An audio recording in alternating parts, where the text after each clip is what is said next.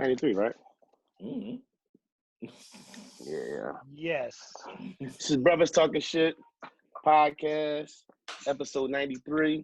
I am the Flush Man, also known as the Fat Boy, better known as the man who got no problem calling you broadish. Oh yeah, I'm your Uncle Barry, and I'm still a FBFG Fat Boy Fly Guy. Holla at me. And I'm Rel, a.k.a. Iceberg Shorty, a.k.a. the king of less controversial comments.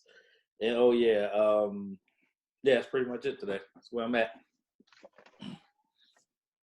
It's your guy Cool Mike, a.k.a. Dr. Mike, also known as the People's Podiatrist, a.k.a. your favorite foot doctor, Saturday Night Mike, Dropship Shorty, Crypto Cool, coming to you from the Prophetic Podcast, and we just some brothers talking some shit. And we definitely put. Oh my bad. Go ahead, Juice. No, go ahead. You forgot something, yo. You all off your game, yo. Do we need to restart? Quit so cool. My bad. That's what I thought was coming. Right, we waiting on you. You know what I'm saying? Right. Damn, dog. He prophetic though, man. Like, no, that should be real. What is you drinking? Juice. Ariad whiskey. Hey man, this your boy Drew, aka the Charm Guy, aka Juice, the big beard bully, the big beard bandit. You know what I'm saying? Hey, I'm ready to cook. I'm ready to podcast. That's what I'm ready to do. That's what I'm ready to do. For sure. I'm sorry, y'all. I messed up with the prophetic podcast thing and me saying, because dog, that shit really be real. Like, we be saying stuff and putting stuff out there, man. I don't know what's going on. I don't know if people watching, but it'd be like, we'll say some shit, and then 2 weeks later, a week later, then we be ahead of the curve too. We be hearing that shit on famous motherfuckers podcasts, man. So I don't know, man.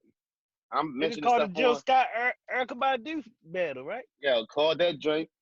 I put out a topic, then all of a sudden, one of the world famous podcasts out here, they talking about the topic out of nowhere. I'm like, where'd that come from? That was definitely left field. Okay, that's good though. I mean, it's all good though. But that prophetic podcast should be real, man. We definitely a lot of stuff we talk about, y'all don't even know. We'll talk about it in our group chat, and then that shit pop up all over the world. So that shit real. That just really touched me when I heard that today, because we really be doing that. Fellas, how y'all feeling, man? How was your Mother's Day, man? As men who've been married for some years, I'm curious. In the pandemic, was it just a regular day? You know, what went into your Mother's Day? It was definitely go ahead, Cool. I was saying, my wife is an eater, a big eater. She likes for foodie, undercover foodie probably. So I just try to put together some stuff. You know what I mean? Like, but when I put together her regular stuff, it'd be already, you know, how she like it. So just because of work and all that, how schedules are. But just, you know, a little extra. So like the stuff that she think is important and nice, she like to eat her gift. You know what I mean? So throw together a little this, little that, little favorite. Let her get to pick and choose, and she be good to go, man. She happy. So real chill day. Likewise, Cool. My wife is the same way. If you ask her what she want, she gonna say some shit about some food. So right, that's what we did, man. We had some good old food and talk. I mean, you know, same old, man. We've been keeping up with good vibes around here, so it wasn't too much different than what it's been. Right. Same thing with me. Go ahead, bro. No, go ahead, bro. No, same thing with me. Cook, you know, when it I ordered some roses online. They're supposed to come Friday. Got lost in the mail. Ain't that crazy? Mm-hmm. So she ain't get her roses, but I got her a gift or two. You know, cook one of her favorite meals. You know, gave us some seafood, hooked it up for real nice. That's all we really did. Cook, man. It's been a long time since I've been around my mama for Mother's Day, so she made some requests. I got out there on the grill. Got busy. Yeah, so you know. I did have my mom. Usual. I had moms over, pops, and my sister over too on the low. It was impromptu, but it turned out. Yeah. And shout out to all the mothers out there doing their thing, single, with family. Shout out to the mothers that we lost that ain't here no more. Shout out to the mothers that's their first Mother's Day. You know what I mean? Their first Mother's Day. You know, hope y'all had a wonderful, beautiful day, you know, and hope, you know, you felt appreciated yesterday. You should feel appreciated every day. But I hope you definitely felt appreciated. We hope you definitely felt appreciated. I hope we get this much time on Father's Day. This year we ain't got to compete with graduates, right? Ain't no more dads and grads. Them motherfuckers ain't graduating, getting your shit in the mail, bitch. Father's Day, it's our year to shine. Fuck out of here. You still gonna have to compete with titties and vaginas on Father's Day. You know that, right? God damn. Titties and vagina crew is going to be out. The single mother crew on Father's Day is going to be out. I'm a dad. I don't never too. know why they can't let it ride. Right. And we don't never shout out the dads that moms ain't around. I delete all those bitches off my social media if I see that shit. Fuck out of here. Hold up. Get on my face. We ain't calling them bitches, bro. We calling them nigga I say that tongue in cheek. Nigga real wildin' on the top. Nah, yo. I say what I said. Like, fuck out of here. Yo. Yeah, Why they can't be bitches? I think bitch is a preferred word for me. Hey, listen, No, that's Juice, fine. you can't comment. You can't comment on that. You can't comment on that. If you're offended, you're probably one of those ones that talk about your father. Fuck out of here, bitch. No, fuck out of here. That's like that Jada Pinkett Smith. I'm coming back for my title, Juice. I love it, real. I want you taking my spot back, Flash. Y'all start. You want my spot, Flash? I think you should have it. Yeah. That's like the Jada Pinkett Smith thing. I feel like he was talking to me, Snoop. Why would you feel like? Did you do some shit to Kobe? Why would you feel like I was talking to you? Snoop was justified in what he said, and so was motherfucking Boosie. Don't give a fuck. Say what you feel. Like, so what? Funky dog face, bitch. Ain't that what he said? Fuck her. He said, what he say? Yes. Can I say it? Call her one. Yeah. Can I call her one? Yeah. Go ahead.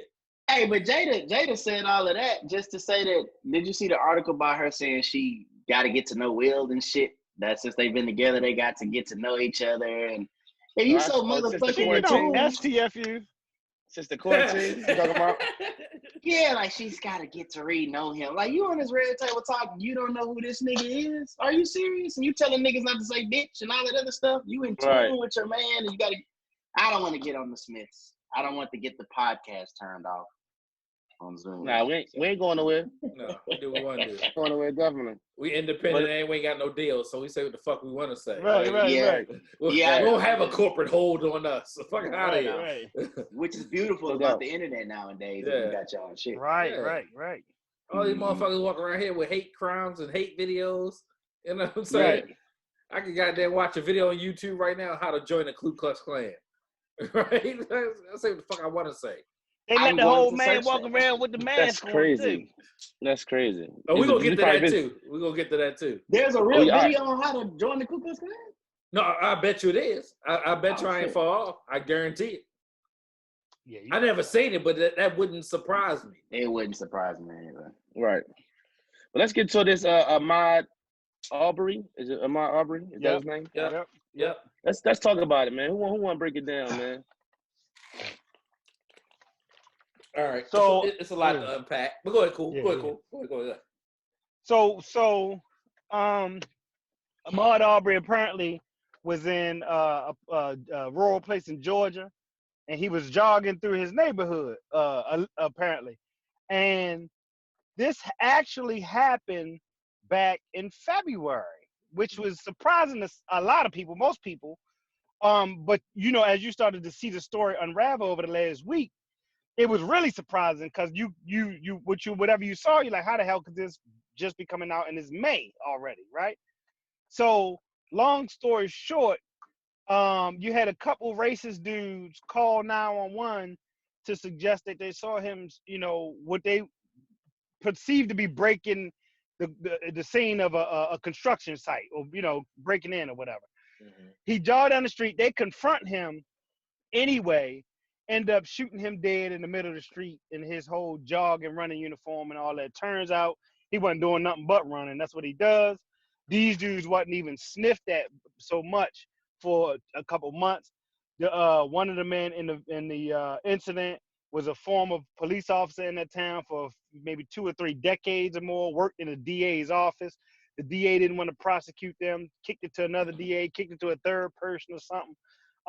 The video anonymously leaks a couple days ago.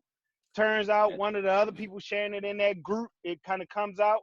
I don't even know if they thought. It seems, and you now I'm gonna stop talking, but it seems to me that they leaked the video as if it was almost proof that Ahmad was the aggressor, or that he should be they should be let go, or that it was like a good thing, not a bad thing. Right. Well, it was the attorney. The attorney leaked the video. Yeah, because The attorney did it? the memo, Yeah. the for the memo, dude, right? yeah, Yeah. the memo. I don't know if I shared it with y'all. It states that they are implying that he shot himself during the struggle, Yeah. which is Then one of the crazy. people up on the Bro, car. he was busting that junk. So they saying because he was in a tussle for the gun, the guy who was shooting from the truck was within his right, because he felt like I guess his son or whoever it was threatened by the unarmed brother, against the unarmed 150-pound brother against two burly big ass redneck white men.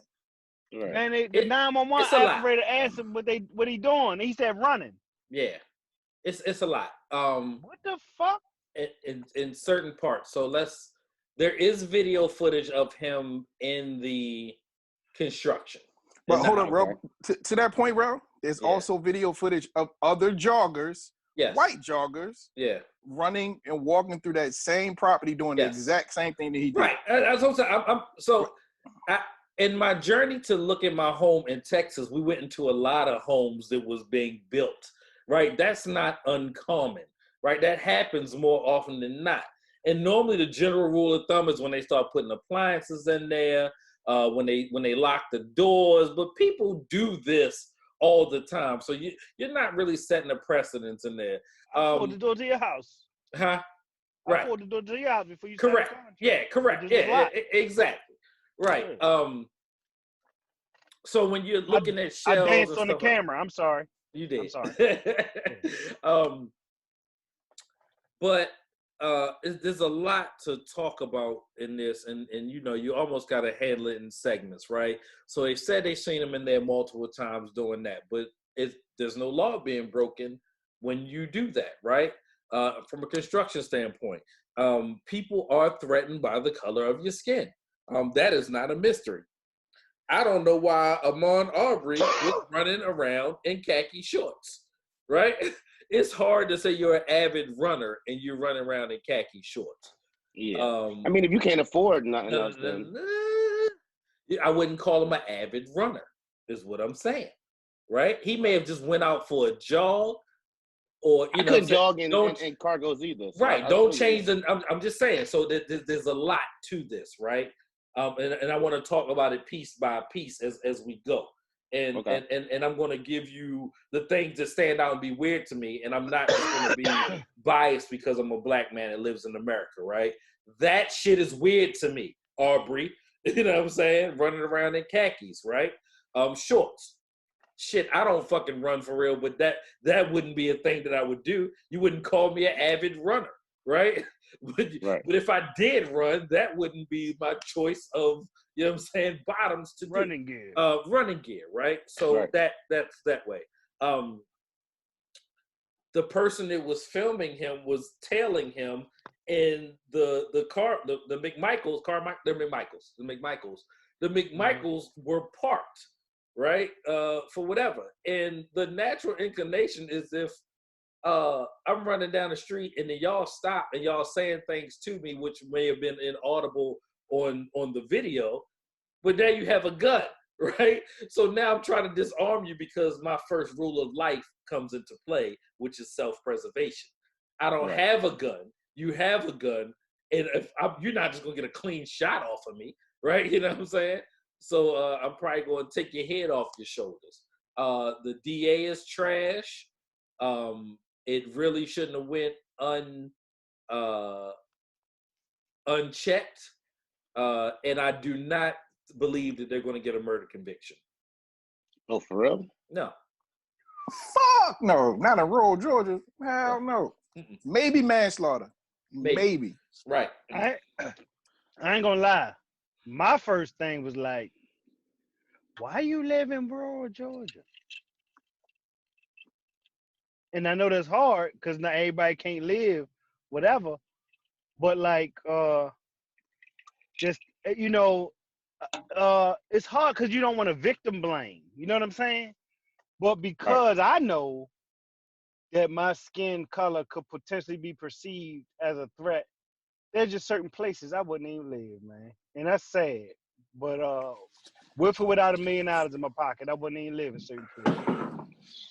Man, like when PJ was in ahead. school, my brother was in school in Mississippi, he would tell me, and I don't know if you can attest to this from your buddy, was like, yo, you go outside of Jackson, you in no man's land for the most part. Like Facts. You know what I'm saying? Facts, like, bro. I done drove through Mississippi a time or two, and I literally decide. Biloxi and all that. You don't belong there, bro. You decide. I never am driving through Mississippi when the sun is down. Not ever. Not never. Not ever. Never. Yeah. And it's 2020. One of my best friends in the world from goddamn Mississippi, and he talking about that shit. Right? All the black people in Jackson. Outside of that, you like, man, listen. Just shit you don't do, right? And that's one of them. Go ahead, Juice. You was trying to cook. Why? Okay, I want to break this down too, because I don't. Let me say this: I'm not riding with anybody just because they're black. It's got to make sense to me. First and foremost, black people, this is not the move. Just because he's black and got killed, because there is a lot of suspicious shit. There also is a video of him kind of. I think you talked about this real looking in on the property and all this weird shit. Look, I've done that before too. Me and my wife, we've seen, you just go right in at the construction site. But here's the difference. We're doing this shit where there's niggas around. There's other niggas that have money that can do shit. Right. Okay. True. Black people in this, they don't know shit in 2020. It's got to stop. That white man, when he sees you, he does not see you as friendly. He doesn't see you as a citizen. If he's a cop, he doesn't see you as peaceful. He wants to come in and get this shit over with. He is afraid. So why are we even, we want to live around fucking white people so fucking bad. Let me tell you something. No offense.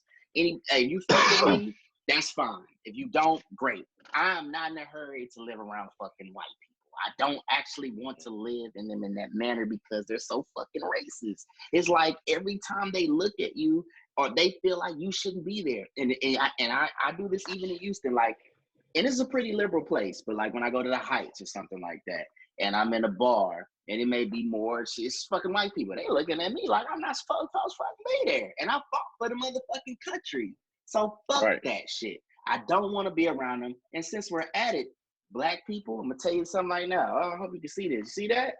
That's a motherfucking 45. I don't know if it's coming to you. See that? We got it. You need to get your motherfucking Second Amendment on. You need to stop going to jail. You need to do what you need to do. Because you see this shit right here, you're going to have to take my shit. You're going to have to fucking take my shit. I don't give a fuck if you don't like me or not.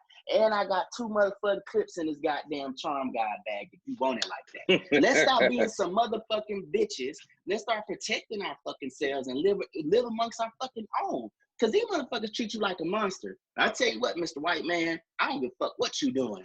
I'm not a criminal. This is registered to me. And if you come fucking with me, you're going to have to take it from my cold motherfucking dead hands. I'm tired of fucking dealing with these racist motherfuckers treating us a certain kind of way. So this is how I feel about it. At the same token, it's too much of this. It's too much weird shit with this case for me to be like, okay, let's just march. And then also, lastly, why the fuck do we do these exhibits? Oh, let's jog. I'm not fucking jogging for him. Right. I'm not fucking jogging for him. They was jogging for him? For his birthday. Let's 2.3 miles or something. No, I want some launch change. I want some fucking launch change. That's what the fuck I want. And I want to see the motherfuckers get what the fuck they deserve.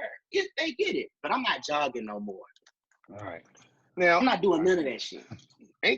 Wasn't the dad like a cop or something, or retired police officer? Yeah, for like 30 years. So if anything, he worked in the DA office. Right, so you should know how to handle these situations better than most folks. Right? No, I'm not saying it wasn't racist because I'm not saying that. I'm not saying that you're saying. No. What are you saying? No. I'm saying him as a cop. He should. No. It was racist. Right. Yeah, he does. He handled it like racist. He handled it like racist. Yeah. He handled like a white racist cop would have handled. Right. But what I'm saying is, wouldn't you expect if I'm No. officer? No, I wouldn't expect him to do the right thing. Especially A in non-racist cop, you expect it maybe. Right, but especially your with the health. context of the conversation they were having with the 911 operator when he said it's a black guy in our neighborhood. What the fuck does that mean? What he doing? Running. What he doing? Running. Some shit like that. Yeah. Like He's what? in our neighborhood. Like what? Y'all seen the drink that I sent y'all where I think I sent it to the group. I seen it somewhere and I posted it where all the things that black people can't do. You can't reach for your phone. You can't. Yeah. All the stuff that people got shot for. Yeah, for sure. Like everything. Like there's nothing you can Can't do breathe. for real. Right, exactly. Yeah. You sneeze, it's over. I got 3 cars, right? And when I go looking for a house, I literally drive a certain car so I won't be perceived as a threat. Like literally. I consciously think of that. And I'm like, let me not take this one. Let me take this one when I'm driving through a certain neighborhood. I have to think that way. Like, that's sad. I'm like, nah, this one may be perceived as, let me go ahead and call the cops on him, but this one won't be, right? I literally got to think that way, man. This is America, right? All right, so if you move, so when you move, you know what I'm saying? So what happens once you move? Because you're going to have to drive more than just that car. They'll know that your car. What do you mean when I move? When I live in the neighborhood, it don't matter. Okay, all right. Okay. When you're shopping a neighborhood, right? You know what I'm saying? I can't, when you start doing and making moves and doing certain shit in your life, shit changes, right? For everybody. Right? Doesn't matter what it is. So when that happens, you got to kind of, gotta adjust. Change with it. Yeah, you gotta adjust, right? You know what I'm saying? I'm never on that Mobb Deep shit. I'm not saying in the hood, right? It just won't work. But again, consciously, that's the thing I have to think about, right? I was going to email my neighbors because I wanted to get back out there and run up and down my hill, but I was like, no. I ain't going to be a black man, right? Right. I was going to email my neighbors and tell them this is what I was going to be doing so I wouldn't be perceived as threatening. All my gym shit is black. All of it. So us as That's black not men, a good we have look. us as black men, it's crazy that no white man, no white person in this world thinks, let me email my neighbors to let them know. Not a one. They don't need, that's not even something that enters their minds. And the fact that that's a part of, they don't think about that when they, like, the 2 things that you just stated, bro, are things that a white man has never thought about before. Yeah. He's never thought about if I can't, when I'm going here, maybe I shouldn't drive this car. You get what I'm saying? When I went to jog on my own, who else? Nobody else even share that driveway with you, right? That hill right there, right? Yeah. It's another house up there. It's another house, right? It's 4. Yeah, 4. Okay. So you talking about as far as them, or just everybody in that area? Coming up, there's 6 total, 7 total. Right. Yeah. The fact that you got to think about like the fact that a man wants to go outside his house and jog his however long that is. You really have to think about, I ain't gonna lie. I ain't gonna lie. We live in a neighborhood in this it was black people, you know what I mean? And it's changing a bit, especially over the last 8 years. So pre Ahmaud Arbery case, it was a white lady who was running up to the court, right? So I ain't gonna lie, I was a little taken aback. Like, oh my goodness, I ain't know white people live right, on the court like that. And nervous is maybe a little strong a word, but like I'm not finna run up and down the court. And I know why, but I'm not doing it. It's just I ain't even gonna do it. I'll go to the gym or build one or whatever the next move is. And even Malika just was saying how she don't go a certain distance anymore. And it's just like, you don't want no smoke. My life is like you said, is at a place. I don't want that. I don't want to invite no kind of ill perception. So I'm okay living like this because I don't even want the ill perception invited into my life. Let me ask y'all this. If you received the email from one of your neighbors stating what Rel is talking about, how would you take it? I would be like, nigga, so?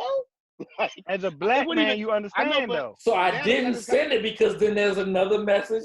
Did they think that I'm trying? Let me be clear. There's 13 homes in my neighborhood, and I am the only black face. Let me be very clear about that. Right? 13 homes. I'm the only black person. Right? So if I did that, what would the context be? There's no tone in email, right? So it's gonna be like, hey guys, just want to let y'all know I'm running up and down the hill.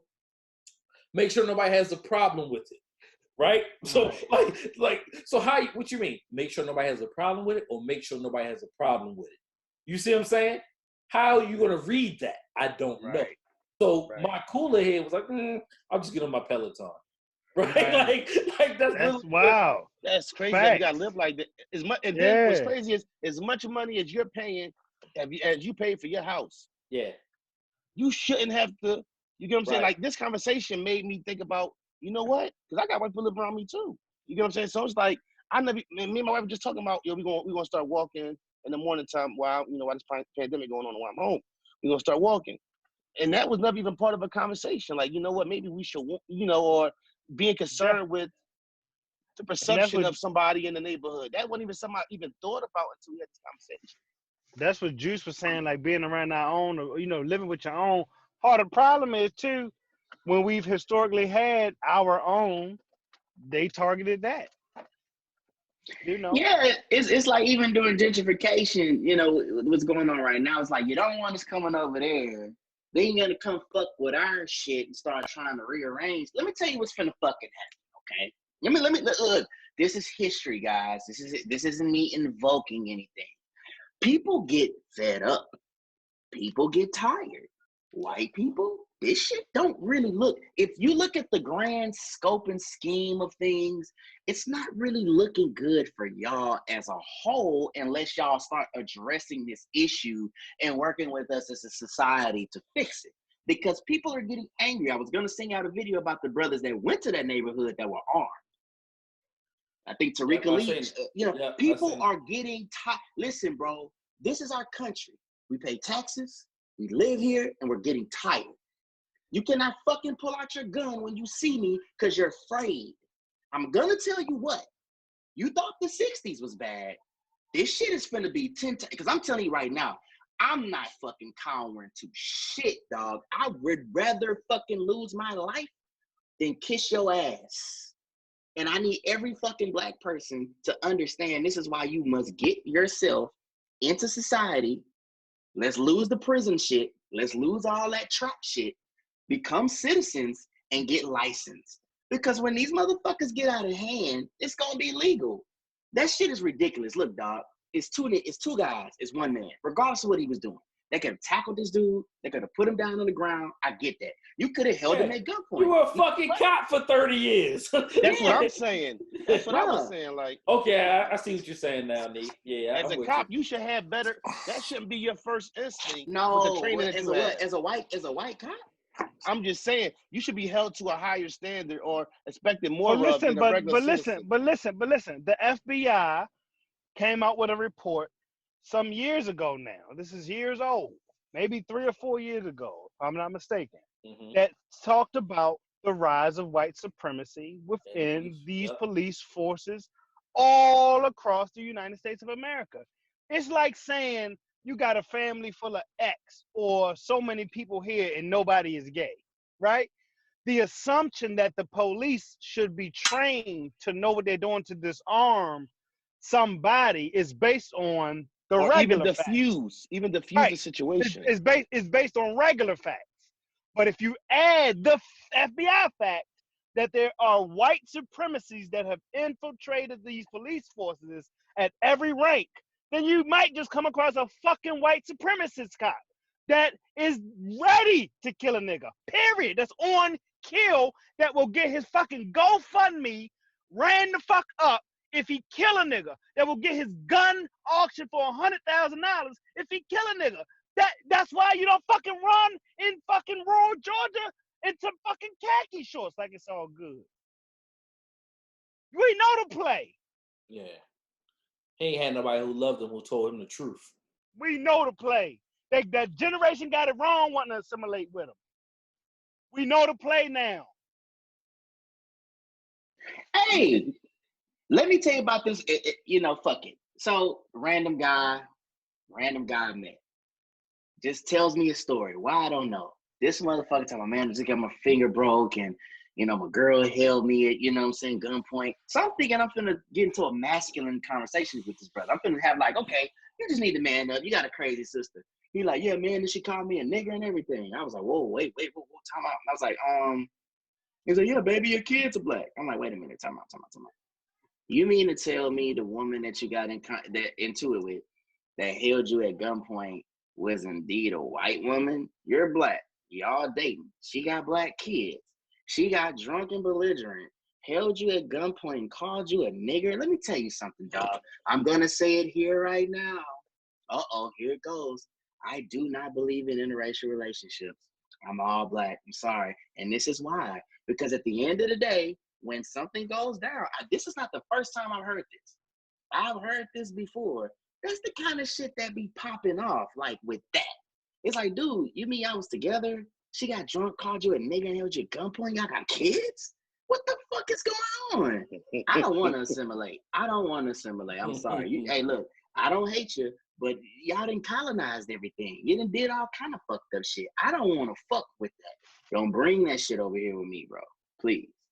I seen in the car. Yeah. Me and T was driving. We was driving, and this white lady was in the car. The black guy was fucking him up, and she was driving.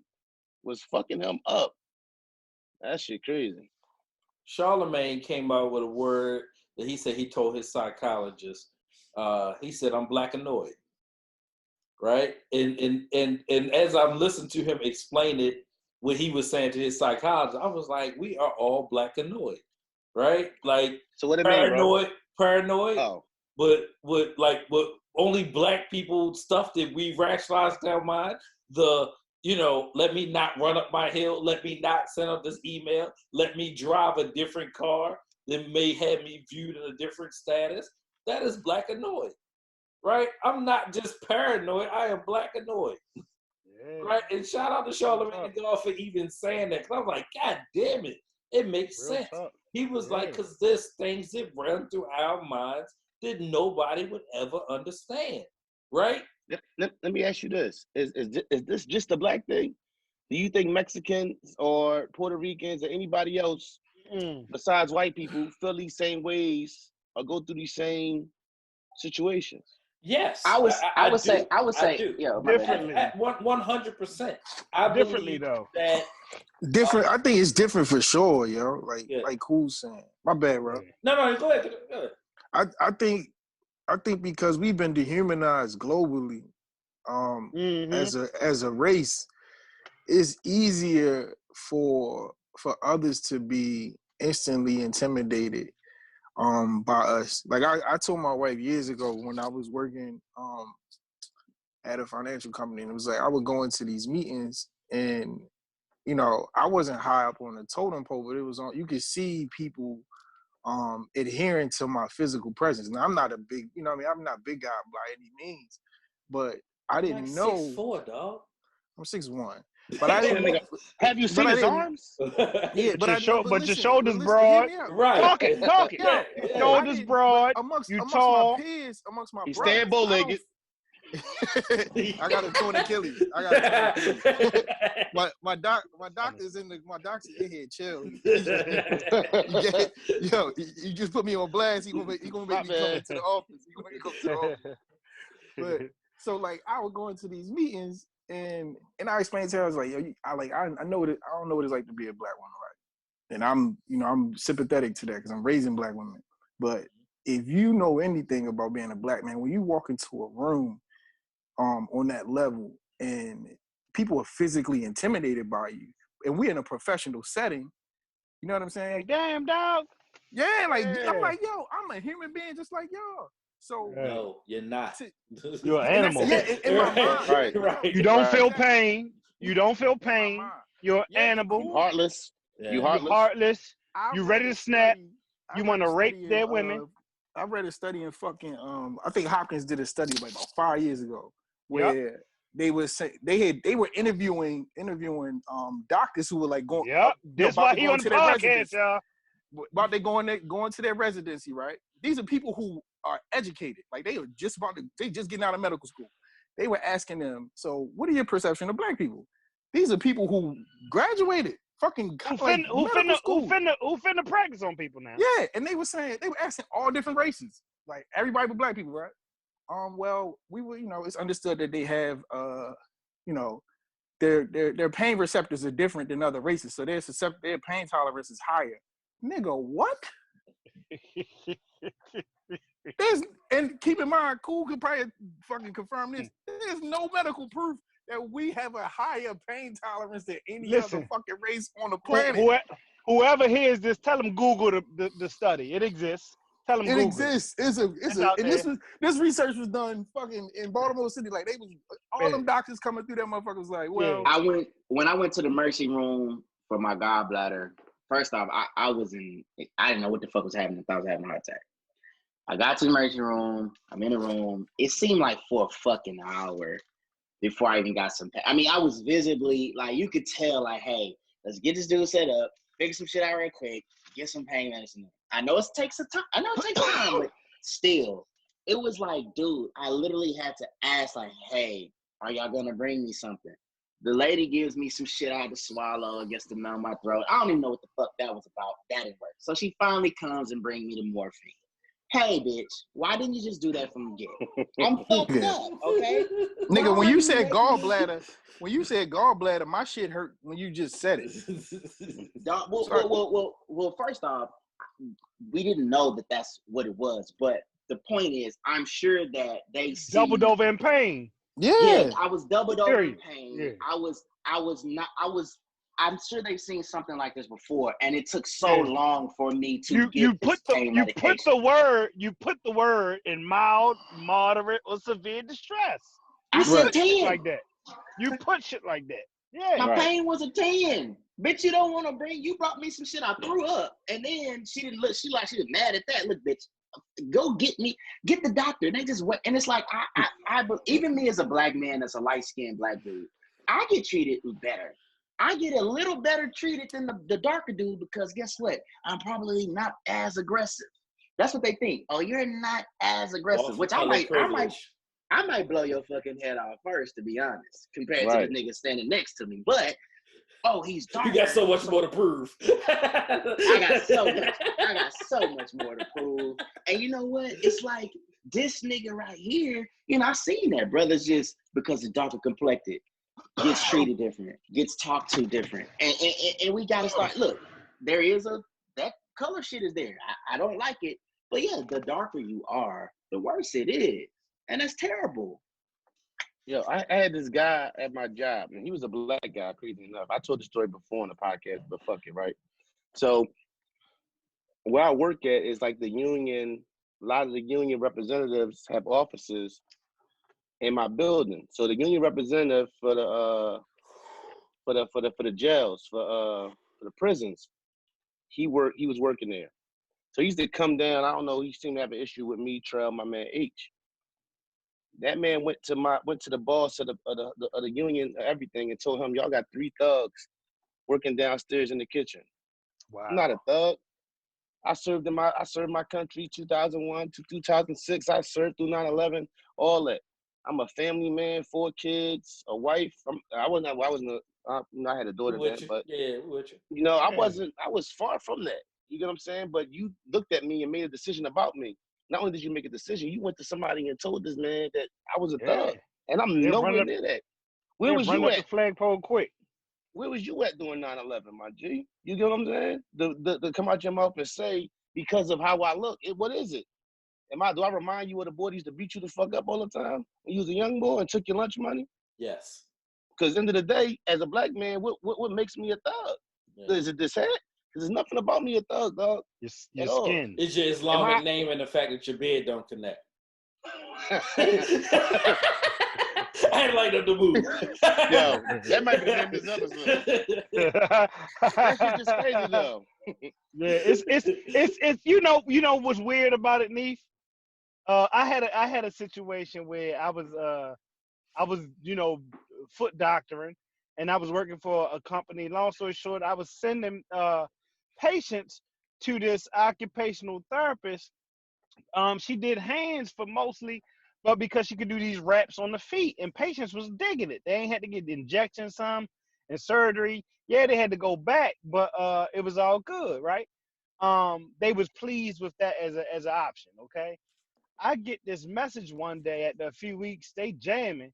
A few weeks, it's a conference call with 4, 5, 6 people on the phone. I don't know none of them. Pretty much. I mean, I know 1 or 2 people, but names. You know how one of them. It was like a corporate situation with names I didn't know, and I was really blindsided by it. And I was like, damn, I'm the angry guy, black guy at the job where you got to get people and you escalate some shit. Basically, the lady schedule had gotten out of control with foot people because they liked her service so much, and she couldn't tell me apparently, Dr. Smith, you over booking my schedule or sending too many people or whatever it is the fuck she had to tell me.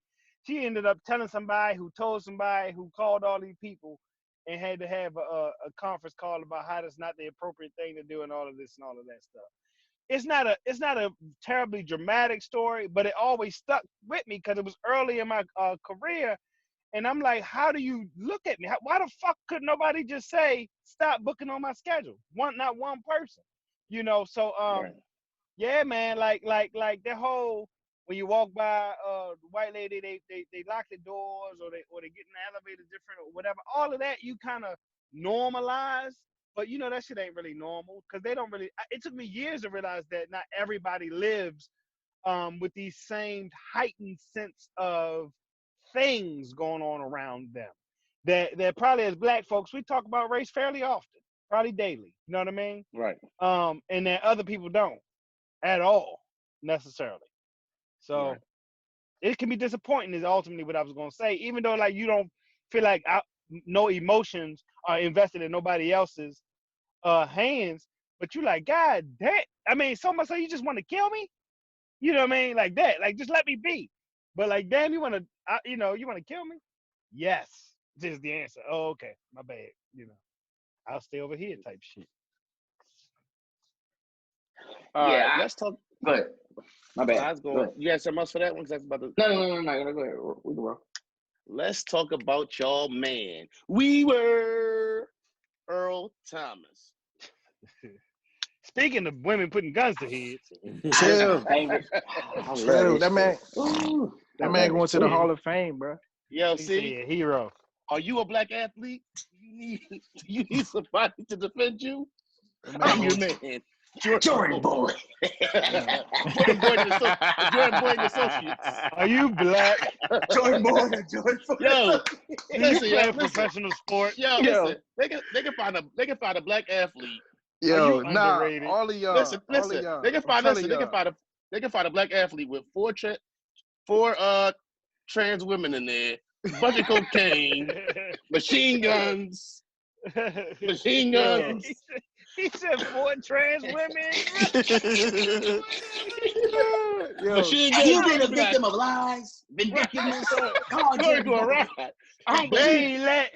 I don't yo, believe it. I'm just White telling boy- y'all. I'm gonna do the same. I'm gonna do the same thing for y'all, bro. I'm gonna ride. Fuck that. It's like that Chappelle skit, like, my blackness won't allow me to answer that question. It won't. Hey, before we really get pee on into the it, boondocks. Yeah. before we get real. into it, man, this dude was really in the bed with his brother and a bitch. I hope not, bro. Like that's the part I don't can't know. I kind of hope get not, over. bro. I hope not. Bro. Okay, but let's say he is. That's a different Let's level say of he getting is. money, yo. Yeah, that's a different level. Different level, dog. Yo, Hey, but I man. mean, Yo, listen. Ain't no Charlie amount of Murphy- money in the Charlie world gonna have Murphy me in and the Eddie bed with my Murphy. brother, man. absolutely fucking not. I swear to God. Okay, listen, I don't want that kind of money. Nah. When That I shit say the went out- type that of shit money, went out. I want to take it a little bit further because the amount of money you have might dictate the woman that is laying beside you who might, you know what I'm saying? Motherfuckers live a different lifestyle. You never know. Like, My point is the clumsiness of it all. How I'm in good. the hell do your wife find that out, my G? Cause he was on Cause they're Snapchat with great. the joint. He was on Snapchat with the girl. social media, yo. He's a goofy. He's a goofy, bro. He's a Listen, goofy. No, Yeah, They're he's gonna too find old to want to out. hang with the young kids. He like that guy. That's what it looked like to me. Like why you try to hang with Hollywood and Lamar? You don't take your old ass home. Oh, when he was out Like, at the spot in West Baltimore. Yeah. No, He getting, the banana remember pudding. they was listening to the music, you know what I'm saying, in the parking lot. He went, Oh, we yeah, all go, Earl. we all going tonight. Don't get I your old forgot. ass Go somewhere. home, Earl. Hey, yo. Yeah. Earl, go Hey, home, yo. Earl. I wish Hollywood. Listen, I love them. I wish I would be 30 on the team, and they'd be like, "Yo, you want to roll?" Hell no. Hell They- no. Yo, I'm they not called rolling him. down there. He down there with Marcus Peters, Hollywood, and Lamar getting banana pudding. He in the cut with a hoodie on. Nigga, you 31 years old.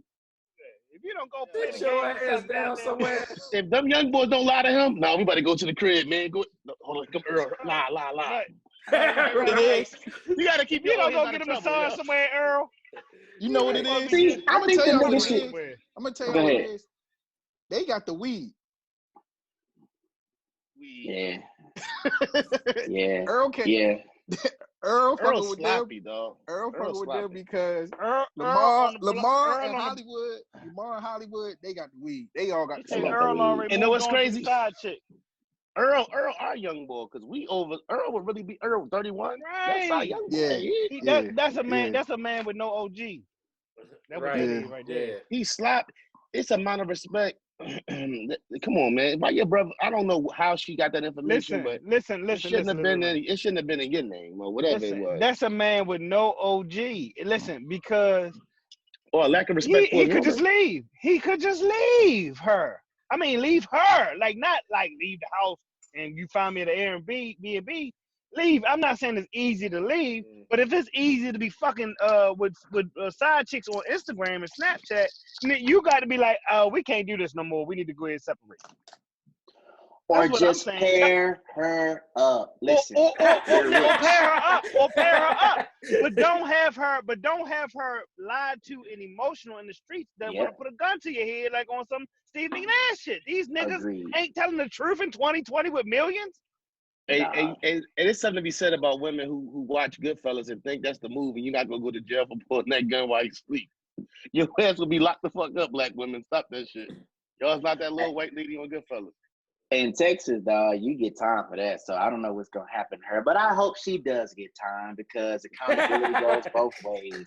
I just want to say to that young lady, I hope she gets the maximum. I hope they hit that bitch with the maximum. He said the I'm getting maximum. tired. Listen, bro, I'm getting tired of these women feeling like just because something happened to them. Listen, I get it. I understand the responsibility. Just because you're blame mad. him. But listen, you broke the law, sweetie. And your pussy doesn't give you the right to evade it. I think they need to lock her up and let this be an example for all you other violent fucking creatures that y'all gonna go to jail for this. I think Earl Thomas. Hussies. She got two other hussies to roll with her.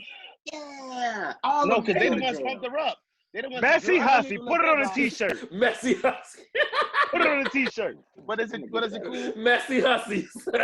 Messy hussies. Put it on Messy hussy. Yeah, man, like dog. Look, Earl, but here's where he fucking up. First off, I think you're weird because you like having Messy sex hussies. around your brother.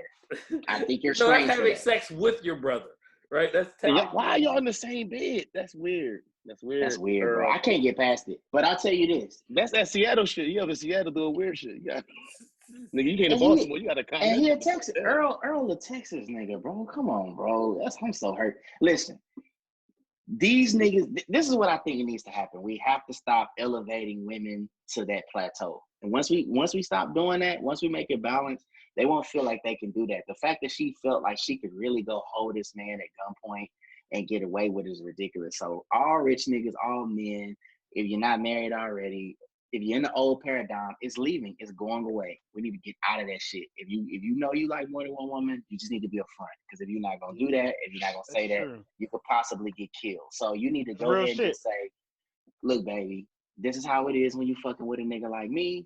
I don't know when this shit gonna stop, but I like you. I'm gonna build with you. But while I'm building with you, we might be building with this other bitch. I don't know. But this is just how it's going to be.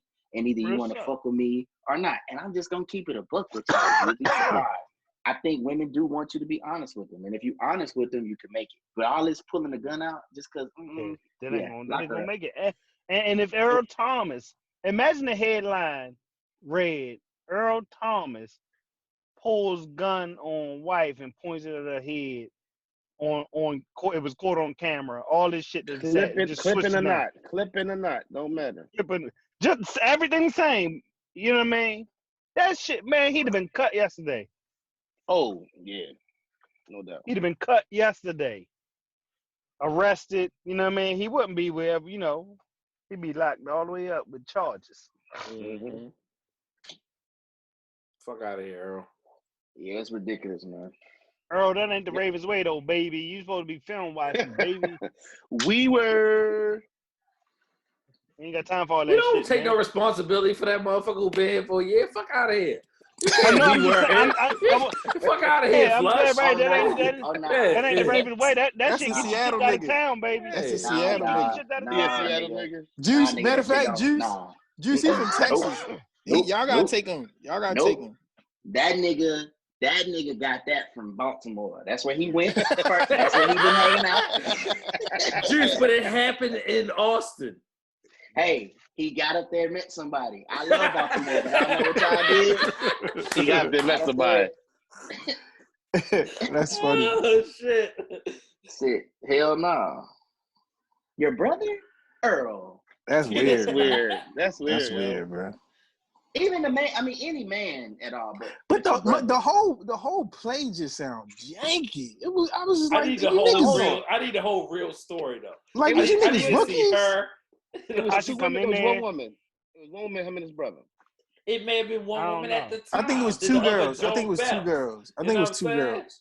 I think it was two girls.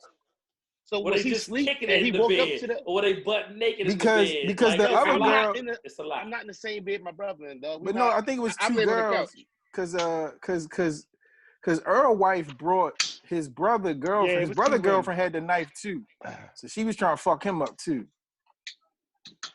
Listen, yo, Rel came to my Brother crib girlfriend in was Philly. one of the women she bought. Yeah, Rel his came brother to, girlfriend.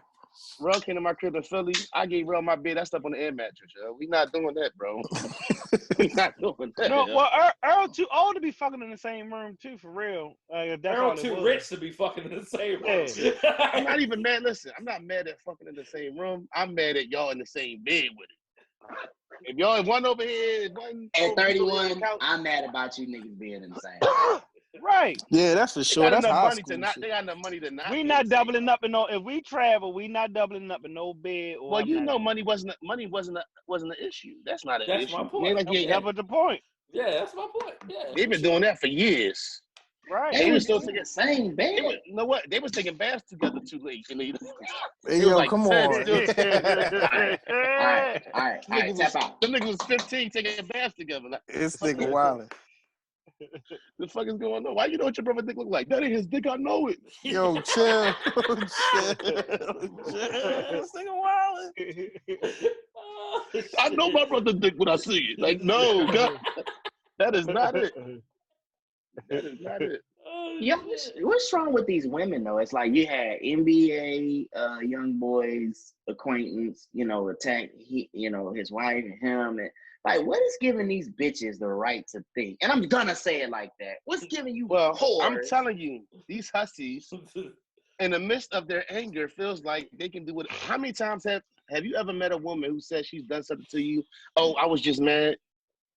How many Yeah, times have you all met of a 'em. woman that say, "Oh, have said something to you out of anger"? Because all they do is see red. That's what it How is. many- And their excuse is, How many times you know a woman or her friends then slashed a tire, broke a window, fought someone? You know, it exists. Broke your Right. backwards compatible PS3. Put tomato sauce on your white Air Force Ones. broke your brand new TV you just bought. You know how much it costs to Bleach get a backwards compatible PS3 today? Do you know that shit ain't cheap? Bleach your work. I sound Bleach angry your about work something. clothes. Hey nigga, That's the dumbest shit in the world. I've had that. The happen. dumbest I shit in the got my world. clothes- Bleach your work clothes. I got Listen, my work I'm not clothes listen. bleached, all that. What? Don't No, touch no, my. yeah. Listen, I'm very. Don't break none of my shit. Don't touch none of my shit. What's Don't gonna break none happen, of. D? It's a situation. What Hey, go situation is that bully that don't end up with me bailing your ass out of jail? bully ball. Tell me what. Hey. That's what I'm gonna be angry about. Hey, listen, Like, old girl, motherfucker, listen, I could have listen, bought y'all. this Hey, shit listen. again. Hey, listen, old girl. This what I call him? This bum ass, this bum ass broad. She stole my daughter's fire stick. Yo, on everything I love, bro. You case that thing over a fire This stick, bro. podcast probably was birthed from that incident. You dirty. Hold on. Can I call him one? Oh, y'all Can I don't, call y'all him remember one? the bum ass? Y'all remember Yo, the when bum you ass broad said movement? fire stick, that's kind of recent. So I was like, you gotta tell the whole Right. story. I No, listen. Them early brothers talking shit podcasts. I used to have the bum ass broads chapters, like chapter 15. I'm talking about the conversations we started having based around that After bum ass broad. You know what I'm saying? Was the let's do the podcast. Yo, Shout shout out to Triz, because me and Triz still used to have. I was like, yo, chapter 42 reads of the bum ass broad handbook. Yeah, she was trash. But that shit not gonna change until we I kill told the you she was bitch trash and inside, don't fuck with dog. that bitch too. Yeah. That shit going out like we can't. We allow them to do this shit. We allow like I think he don't want to press no charges, right? Did he say we're gonna press no charges? Right. Yeah, That that's what he also his said? wife and the mother of his children, right? Yeah. So there's a certain level of Probably ain't got a let me prenup not either. fuck up. You can't Oh. send your wife to the box if you was cheating. Like, you can't do that. Yes, the fuck I would. I can. And you know Yes, what? the fuck I You would. should. How do you tell your kids that? How you tell your kids with mommy? Oh, mommy, doing I'm 45 days. days. Mommy lost it. Your Yeah. mom's a He low said life. Bobby doing 45 days. Why she doing 45 days? Well, you know, She's Daddy, a you remember fucking that lowlife. weekend I was gone for like 2 days? She said she a low life. Fucking low life, and that's what she fucking deserves. This nigga Juice Fuck crazy. out of here. Juice, I your love kids it. go. Juice, you got sons or up? daughters? I got both. Oh Yeah. shit. I got both. Look. I speak real in my house with my daughters, and this We is all what I say. have both, yo. Yeah. This is what I noticed. Tell me you I got haven't noticed teenagers it. yet? You got teenagers yet, Juice? Yeah, I got teenagers. I got a 14-year-old.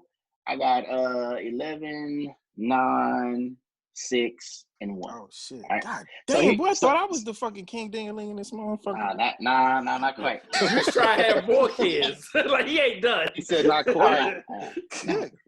So listen, my daughters, this is what I noticed. When my daughters leave and go to their grandmother's, it's quiet as fuck.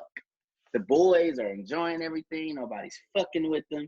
When they come back, I mean, they talk all fucking day. They cause issues. They just crying. I mean, it's the shit that women do, right? So it's like, I see that. And I'm like, I pull my daughters to the side and say, look, stop bullying the boys. Like my and I have to tell them the man up too. Like my little girls, they get what they want. They'll fight them. I mean, they do that shit now. That's in their nature. So I tell them, look, you can't be doing that. Because when these boys get older, when they get tired, they might slap the shit out of you. Like, stop trying to fucking fuck with them because you can't get what you want. Even my boys, I just see shit in them as little kids. Like, yo, that's not the move, bro. Like, don't do that. So, I mean, I really do feel the bitch should go to jail. By the way, anybody that's trying to kill somebody like that should go. So I believe that. But I don't my think she was rule trying is, to kill him, yo. I don't. you think she was? I do not think she was trying to kill him. She was trying to scare him. Yeah. I think even with my little girl, my girls, I always tell them that, do not, if you have an issue with a man, you need to go tell someone. You need to not fight your way if he's trying to rape you or something like that. But you don't provoke no fucking man. He can rip your fucking head off. You don't fucking provoke no man. You don't threaten no man. Right, and you can't because know, you're angry. Right, because you're angry. Right, you put your hands on somebody because you're upset or your feelings are hurt. That's not and okay. you don't know what you're getting. Like a man just may react like a man, and he Knock your motherfucking head off. Right, and especially because here's what we're dealing with. Like, you don't know triggers, right? You don't know. We don't do enough background checking and mental health understanding. we just coming into an understanding where we comfortable saying go see somebody or therapy or mental health or these things in the last couple of years to be as a black people, to be honest.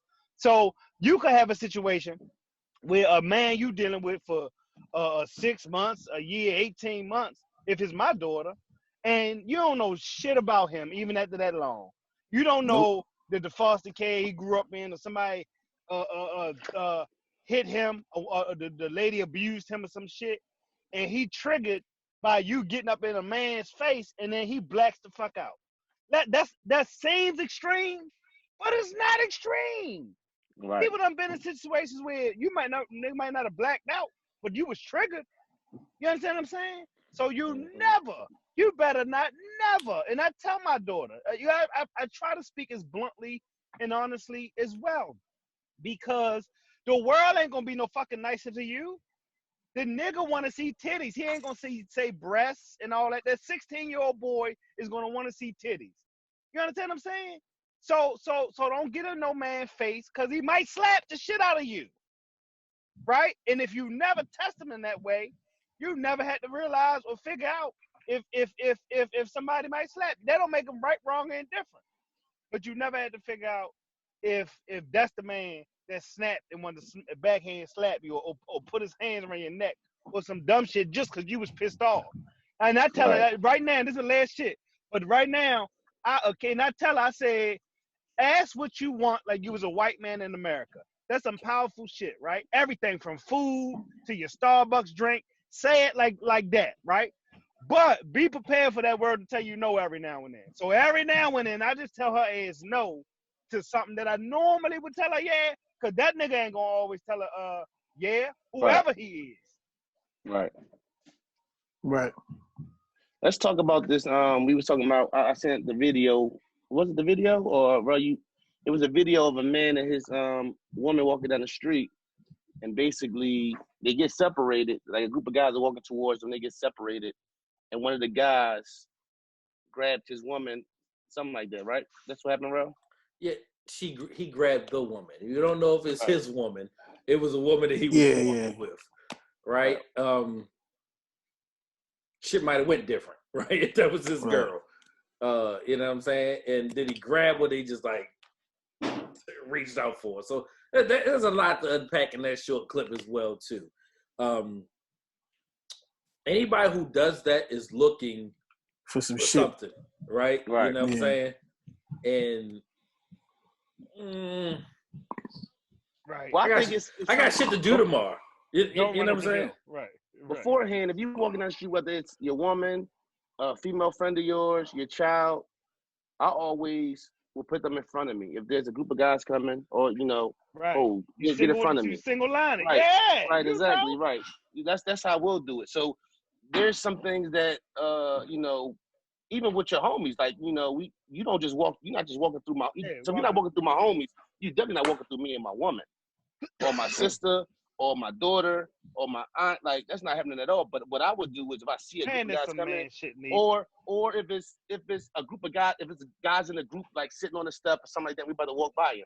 I'll put my woman or the woman that's with me or the female or my daughter or whatever in front of me. To kind of like, so it's not like we're not side by side. She's in front of me and she goes first and I go after her. So that's what I kind of do in those situations. Yeah. So, I think that kind of prevents certain things. Yeah. Yeah, I mean, I think the thing ultimately, that video, we didn't have a lot of context in it, but overall, when my personal preference is to like kind of like me, is like I need to see what's going on, like you either be in front of me, you know what I'm saying, or within arm's reach, regardless of who you are, like anybody. Like if we walking together, that's kind of how I want to operate. Unless for example, we went to the game, it was like we was all kind of walking at one pace, but you know how it is when you go to the game, it's just people everywhere. But right. that shit was weird because like Ralph said, or I think Cool just said, it was like you fucking with somebody like that and they do some shit like that, they looking for some shit. So you don't even know if he's strapped because he did that willing to take a chance with violence. You know what I'm saying? Yeah. Like he Yeah. did that knowing that He okay. had to know it might be a consequence to it. Yeah. You know Yeah. what I'm saying? So Right, wait, right. And what what happened? what I've I learned, ain't see it. or you might not have It was seen it, Juice. it was a dude. video. Go ahead. Yeah. It was a video of a guy and a lady walking, a young lady walking, and as a bunch of guys, I'm gonna say 4 guys walking It wasn't towards just guys. them. They had girls with them too. Oh, did they? Yeah. Okay.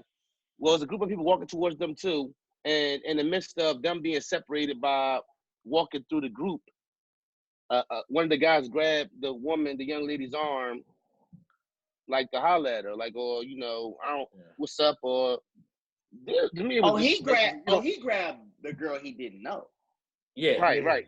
So it's like me and my wife walking down the street, and it's a group of people walking, and then we get separated by them people. Like I said, I would put my wife in front of me, so I'm walking right behind her. We wouldn't get separated. So what happens is they kind of are. It's somebody in between them walking through, and on the other side, one of the guys grabs on the woman that he's with. You know what I'm saying? Another guy grabbed his one. Right. The man and the woman walking down the street. Okay, they was walking down the street and the guy grabbed. Oh yeah, he should have got busy. It was a group of. He get busy. It was a group of. I'm sometimes like I feel what Rel said. I think Rel thing was, Rel, what was your thing? You were saying that you. Well, somebody is looking for some static with that, Yeah. right? You know what I'm saying? Like, so to feed into it. I have a hard time at about to be 40 just doing shit off of principle, right? Because I'm not trying to give my kids this death money. You know what I'm saying? Get like stabbed or shot or some bullshit. shot. Like you got nigga that ain't got shit to do tomorrow. Especially living here. It's like when you grow up, like if you in Philly, like Juice. I mean, I don't know how it is in Houston and shit, but I'm pretty sure it pop off there too. Same way. But it's like same way. Yeah. So it's like same shit. Here, you see some shit like that. You see a nigga do some shit like that. You like off top. You like, okay, this nigga with this shit. He as a young kid say now, he's a big stepper. So that means he either got the thing on him, or somebody else got the thing on him, or they just gonna beat the shit out of you. Those and going in pockets. you know what I'm saying? So you already know if you got that wherewithal, you like, yo, you know what, babe? It was wild. Let's just get the fuck out of here. I'm 39 years old. Like, let's just go. I got a story. But you got to be smarter though. Like I said, and I think I know this story too. I believe I'm aware, right? That was cool. Go ahead, cool. Example, like, I don't know about y'all, but I don't walk around with my gun. My shit is in the house. So I don't. If I'm out, I'm out. I'm outside. We was coupled up and we went out downtown Baltimore Street, and we was in the 7-Eleven. Me and Malika, and there was another couple. And long story short, by the time we get in 7-Eleven, it's these niggas, and this is like midnight, like we or thereafter, right? We at the strip club. It's these dudes come in all red, acting wild. 3 Bloods walk in the store, right? Malika being all Malika, like just a regular wife at this time, like, well, I don't know what I want to eat. He got that stern motherfucking The Last Dance when you can hand check like that. I hand check her ass in this life. If you don't get your ass, we ain't eating shit. That hand check where you check her into the single file. Imagine we was walking. I'm hand checking her into the single file. Because she don't understand none of the situation and occurring on. But like that's just what you got to do. You know what I'm saying? And it's funny because when you were saying that, when I said that was man shit you was talking, it don't matter the hood, it don't matter country or city, it don't matter rich or poor. It's a certain cloth that like man to man, even if you don't know each other, somebody will understand that direction. You as a man directing your peoples like that. Right. You know what I mean? And if you get disrespectful when I do that, then it's probably really gonna be an issue because it's like, dog, you already. And I'm fighting for the gun at that point. There ain't no curiosity in this situation. When you see me, and I'm walking with my daughter, and it's some guys sitting around, sitting on the step or whatever, they smoking. And shout out to the guys who got enough respect to put the weed down when they see a kid. Not blow it, right? Shout out to them guys. You get what I'm saying? It's if you're gonna do what you do, it's a amount of respect to be had. You get what I'm saying? But, you know, I always put my daughter, hey, Bree, go walk in front of me. You know, I always put my wife on the inside of me. You know what I'm saying? We walking and it gets thin. Oh, go ahead, walk in front of me. So, you know, if I'm walking with my daughter, Bree, go ahead, walk in front of me. You know what I'm saying? And then now if you see that and you still, you trying for something. Now, I understand what y'all saying and I totally respect it. And I hope that, you know, that's my my frame of mind, you know.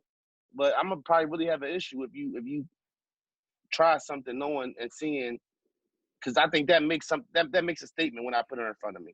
You get what I'm got saying? you, but I need you to think beyond that moment. That's my point. I feel you. And right? So and I hope prom, to. graduation, walking her down the aisle, you know what I'm saying? Helping her move her shit into her first house. We just said like, last those week are we all going the pop. things that We going pop, Need. Like we just said the other day, we going pop.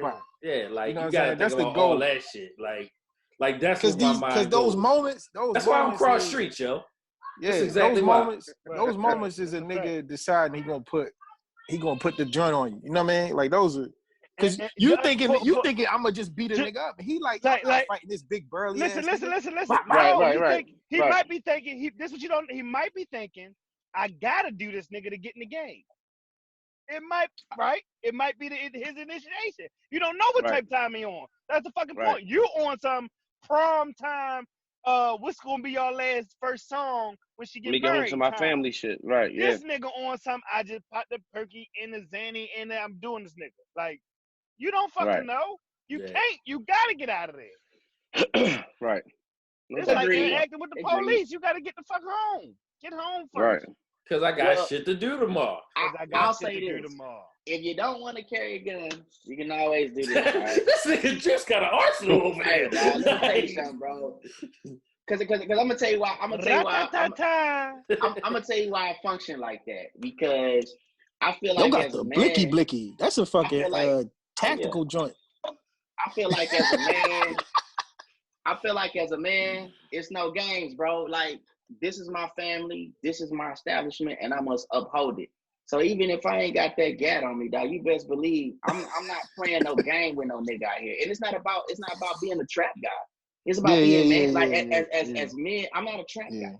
I'm a man. As men, we gotta protect ourselves. But I will say, the more y'all talk to, because the more I was going through the scenario in my head, I was like, I don't give a fuck what that nigga on. But I'm just from a place, bro. When I was growing up, it was like that. It was like you didn't really. It was like if it was going down, especially me as the light-skinned dude, it's like it had to go down. Like it wasn't even about proving yourself. It was like, nigga, it's going down and you gotta get involved. Now, I didn't think about, you know what I'm saying, the perks and the test. I get that. And I also would say this too, when you're dealing with your girl, wife, or whatever, just be mindful of where you're at. And I always try to do that. And yeah, I do the whole in front of me thing. I do all that shit right there too. I'm going to be honest though, y'all. I don't know how I'm going to tell you like this, bro. I don't know how I'm handling it if a nigga grab on my wife in the crowd like that. I'm going to tell you like this. It's on in the pocket. If it's over, it's over. I don't know. Maybe I need to pray about it. But for me, it's like, you're going to feel me, nigga, somehow. Somebody better pull it out. Because I am not fucking around. And I feel like as a man, my manhood, I'm willing to die for it. I'm willing to die for my manhood because that's my respect. May sound crazy right now. I may need to think about it. But some of these young niggas need to understand that, dog. They need to, you just picking up the gun because you can't fight. You doing all. Some of these young niggas need these tough lessons. And us as men and black people, I feel, need to. I don't want you teaching them, Juice. I'm going to tell you brother to brother. I don't want you teaching them. I don't want you risking your kingdom for them niggas to learn a lesson that you ain't they daddy. I can dig it. It can't get to that millie if you ain't here, yo. Yeah, you ain't they. You know what I'm saying? I can dig it. You ain't they daddy. I can dig it. You ain't they daddy. You got a kingdom that you sitting on. You ain't they daddy. Fuck them. Right. Let them learn they shit by the street. Gonna teach them anyway. The street break even. But let me ask you a question. Facts. I like that. Oh yeah. I like that. Always break even. He cooking tonight. The streets break even. The streets break even always. Ain't teach him. Nipsey blood ain't teach him. I received that, Jordan. Hey, and you can't, you can't force a lesson on nobody. You know what I mean? Like so if you gotta understand that it's by design that you might run across somebody that's altered in the mind and chemically imbalanced. You know what I mean? And don't mind killing you. Getting the lead check. $4,500 for a new pair of tennis shoes, same price I could make the youngins come to finish. That shit is so raw and real. Because I think they killing for less than that out here. You just don't know. No doubt. Man, I heard some shit come through the grapevine the other day. Nigga shot a nigga up over 230s. That's 2 pills, bro. Yeah, I believe it. But I still feel like it's You feel me, Neef? Yeah, hell yeah. The way they go about them you pills, gotta be on dog, your it's defense. serious. You still gotta be on your defense. Don't lose no 30, nigga. Don't lose no 30. It's more of them juice than us. Like you can't afford to die like that. Yeah, that's what I'm saying. I think that's what Juice, we're saying. I'm saying, Juice, I don't, like I said, Literally, I don't want and you, figuratively. you ain't got nothing to worry, you ain't got nothing to risk. I mean, like I'm talking about, it ain't, you got too much to risk for any of that shit to be worth it. If they put their hands on you, if you threaten, then you gotta do what you gotta do. I guess that's what I'm more so talking about. Yeah, Like I don't want you teaching no nigga no lesson. I feel like this, bro. I feel like this. I just feel like I don't walk out the house with bad energy, and I'm not saying that it won't be around. I understand what you're saying. Cool design, you know what I'm saying. I'm just saying like I'm not. Look, I understand. I be just being in music, like you're around certain people. You know what I'm saying. But at the same time, I don't know how I would handle it if I'm walking, minding my business, wifey in front of me. Now this is a different scenario. I'm just saying in my personal scenario, somebody would have grabbed her. I just don't know how I respond to that. You know what I'm saying? Like, and I'm like with you. That natural. Yeah, like I'm with you, Neef. It's like like you said, you go out of your way to do it right. You know what I'm saying? And then somebody become a habitual line stepper. Then it's like I'm at it, but I get it. You know, you do have to make certain moves. I have a story actually happened at Target, and you know, it went something like this. You know, we got the 6 feet distance, right? And I seen the dude, you know how somebody size you up. Why is he sizing me up? I don't know. You know, but I see, you know, me and my wife walking, you know, we getting our stuff. You know, you see somebody one time, then you eventually meet up with him again. So he comes in the line, 6 feet distance, right? But he comes like right where my hand is right here, like kind of almost close, like invading my space. I'm like, whoa, bro, it's 6 feet.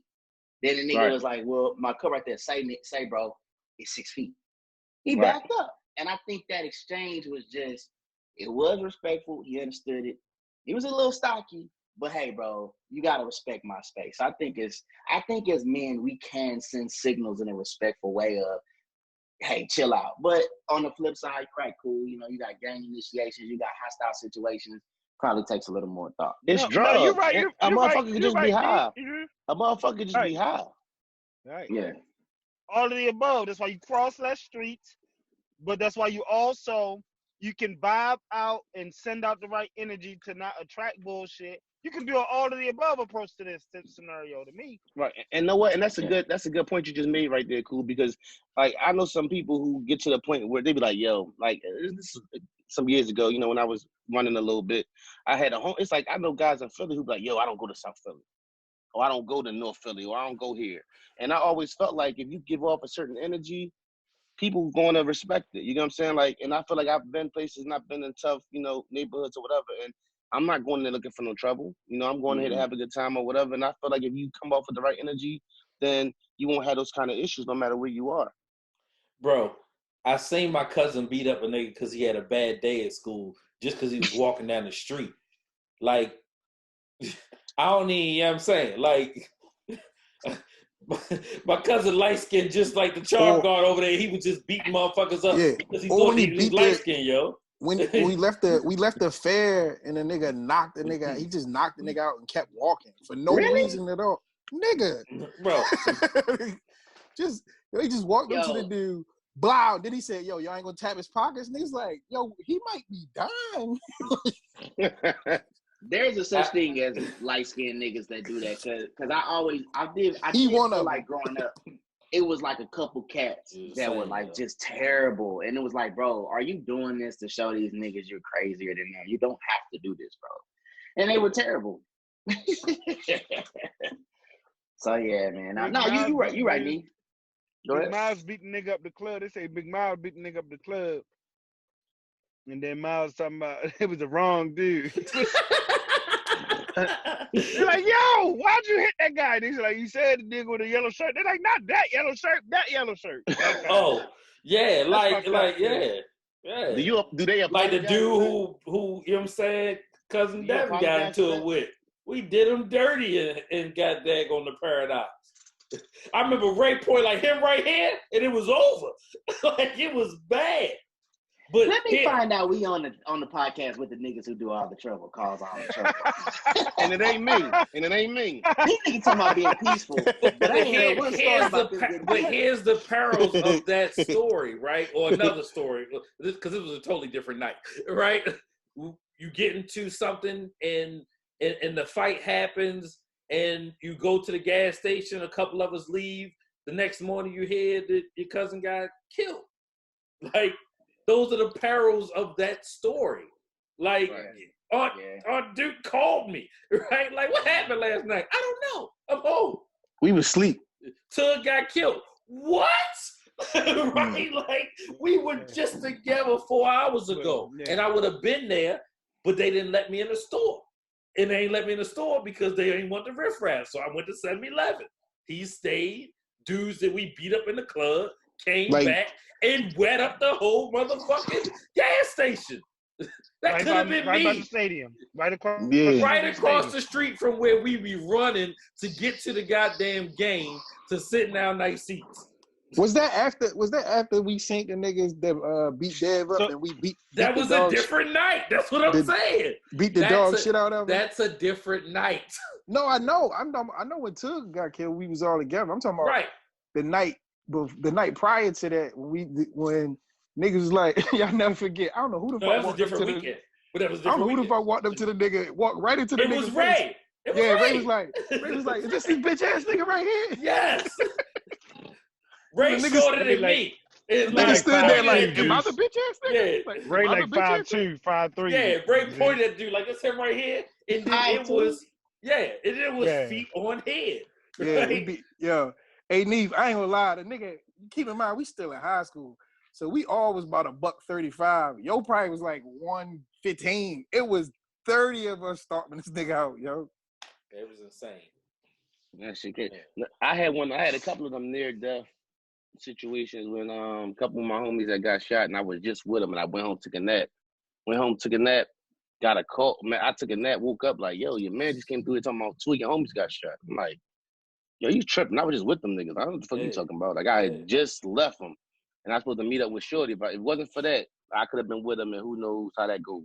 Yeah. You know what I'm saying? Who knows if I get out the car with him? My cousin got killed on the same steps that I used to come up from Virginia and kick it with him before I went, you know what I'm saying, up to Jordan and them, right? Like, I had a route, you know what I'm saying? I go down Cherry Hill, go see Dev, you know what I'm saying? Then got that, go come up East Baltimore, go kick it with Jason, and then come up further east and go over Parkworth. Like, that was my route, you know what I'm saying, coming from VA. And my cousin got murdered right there. It could have been any given Friday or Saturday that I came up from VA. I was in the Navy. Right. It was a whole goddamn petty officer, right? Like, I mean, because you still are who you are. You still got your friends and because I remember somebody was just asking me like when I got out the Navy like would I have been a cop, and I was like no, I couldn't be a cop for the simple fact that I feel like that job is a job, whereas though I might shoot a nigga that ain't got no business getting shot too when them situations go down. But in the same token, like somebody had told me, like, you know, if you become a cop, you can't be friends with people who, criminals. you know, are criminals. But, and it might sound crazy, but like some of my best, truest ride or die folks didn't always. Oh, that's a thing. Like, you get what I'm saying? So some of the people who would have me in my darkest time or when something went down and it was time to ride would get our ass up together. You know, how am I not supposed to be friends with them? Knowing so it's a whole homicide detective. He on Instagram. But he from Cherry Hill. He knows everybody. He jokes about it too. You know, I mean, like, so to your point, like, I think they even had to get a little lenient on their policies. And I'm saying I'm talking about Baltimore City, but I believe if, you know, it can manifest probably in any major city with regards to that fraternization and who you know. Because think about like how the NFL and these pro sports be having blood and Crip members and shit, and you have to because it's just a proximity of how some of these people grew up. So you're gonna have John Wall. Yeah, you're gonna have people that if you want to be on the police force, you damn sure know felons. You probably got one in your family. So I think it's just something they can't, it's some specific things, but it's out there. Yo, man, the paradigm for black people is just fucked up, bro. Like, just even thinking about all the shit that we're talking about. Listen to everything that we talked about from, white, black and white, as you say, dealing with white folks and even dealing with our own people. The fact that, as we're talking, I was taken aback. Like, in my mind, the whole time we've been talking, I've been on defense. Because automatically in my psyche, I'm in protect mode, thinking of all the ills of people that could do shit, you know what I'm saying? Just because. And I'm not even, like me, man, I'm not a violent dude. I come in peace. So even this shit y'all see me talking about is just, I'm talking about defense. I come in peace. I come with a good vibe. I'm a smoker, bro. I don't beef with nobody. But it's just the fact that you have to fucking be in this world where people are just, sharks. You gotta be prepared for that shit. And as a black man in America, it's like, I think you have three things against you. You got the white man, you got the black woman, and then you definitely have black men that are just like all against you for all different kind of reasons. It seems. I'm not saying that you need to walk out with this mentality. You need to have a positive uplifting mentality because that's gonna bring you good stuff. But I think at times we do have these different obstacles we must figure out how to evade. So that's pretty heavy, man, at the end of the day. For sure. Hey, let me ask y'all this, man. What y'all think about Gooba Gooba? You definitely broke up. Yeah, he going in and out. Yeah, I don't know what the fuck he doing. What we think about about dead space, yeah. What we think about Gooba Gooba? Shit. Oh man. Right. Yeah. Yo, was it just me or the visuals of that video, that brother being killed, was just eerie? Like just the clothes that he was wearing almost looked like tattered slave clothes almost. Yeah. It just was crazy to see him running like that and just drop. What you talking about? Wow, man. The Aubrey brother. Oh, are we back on that? I thought we was talking about. No. I just was like, I was trying to filibuster until this nigga get back on. Oh, okay. Like Yeah. It was that shit was crazy, but seeing the blood there and then seeing him ultimately fall, and I don't know. It's just a lot, right? And for me, it wasn't as cut and dry as some of the things that Nah. I don't think he was committing a crime, but I don't think that. So I'm like you, I don't really jump out there on or like I think Juice was kind of alluding to the same thing. Like, I don't jump out there and be like, all right, we gonna pro-black this shit all the way across the board. I kind of err on the side of like, I need context. We ain't even talk about how his friend or either brother or friend came out and already was doing the I'ma hug him when it's over with. Talking about this is not about race. See what I'm saying? Don't Fuck make this about race. He said don't make this. I ain't laughing, but he said don't make this about race. My bad, y'all. What we talking about? My bad. What we talking about?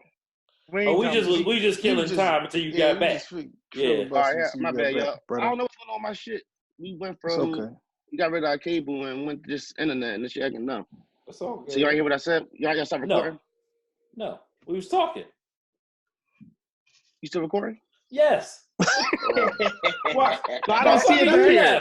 I don't see it up here. This nigga said, you still recording? Man, get your question off, yo. Stop. My bad. Why do you think I would stop recording? Oh, my bad. Yo. How do y'all feel about Tekashi 6ix9ine on social media, man? That's what you're saying. All right, my bad. Okay. I feel. Go ahead, Juice. Go ahead, because I know you. Say what you feel, bro. Look, dog. I was asked this by a couple guys, couple real guys. What did I personally think? And look, man, I don't believe in snitching. We could talk about that all day, but this ain't about that. Ain't no sense in going into that. The truth is, it's all about digital estate. We've been talking about it. He's built it. It's there. There's nothing we could do about it. Hip hop is bigger than just black people and our ideology. He's gonna make money. It doesn't matter if you don't like it, because his audience doesn't care. He's gonna make money. He's not. It wasn't for us to begin with, and so him taking out some fucking guys that should have known better, that really should have known who they were letting in. It doesn't matter. He's gonna talk shit. He's gonna talk. He's protected. There's nothing that's gonna happen to him. I don't listen to his music. It's disheartening that this could happen, because it's like, this is he built his whole base on being a thug, pretty much, or some guy that didn't give a fuck, and it's like, now, he's a rat. But it is what it is, man. You're not going deep enough, right? So he does an Instagram live, and it does 1.3 million people, right? He puts out a video for, is it Gooba? Gooba. Is that what it is? And it does 30 million views in a day, right? Which literally broke the YouTube record. Numbers. Right? So when I looked at it on day 2, it was 75 million, right? And I watched the video because I had to see. This was literally the first time I ever saw anything from Tekashi. I don't know another song or another lyric, but this was something that I felt like I had to see, because we were going to talk about it and all the stuff that was around it. It was Trinidad. I don't understand what he's rapping about. He's just saying things. He literally has a cut scene where they put a rat animation on his face. Damn. Right. And he brings it up in the song about how you feel about me coming home as a rat and getting all this money. Those 33 million YouTube views turns into revenue, right? Yeah. And it was 75 when I looked, and I might look today just to see how much it is over 100. But you can't neglect that is going to turn into money. So that's when I made the comment in our group chat that he's going to be rich forever, because people are still consuming and are enamored by the fact that he is who he is. Rat or no rat, the revenue is going to be there. People are going to sign him because they still see the cash cow in him that is Tekashi, right?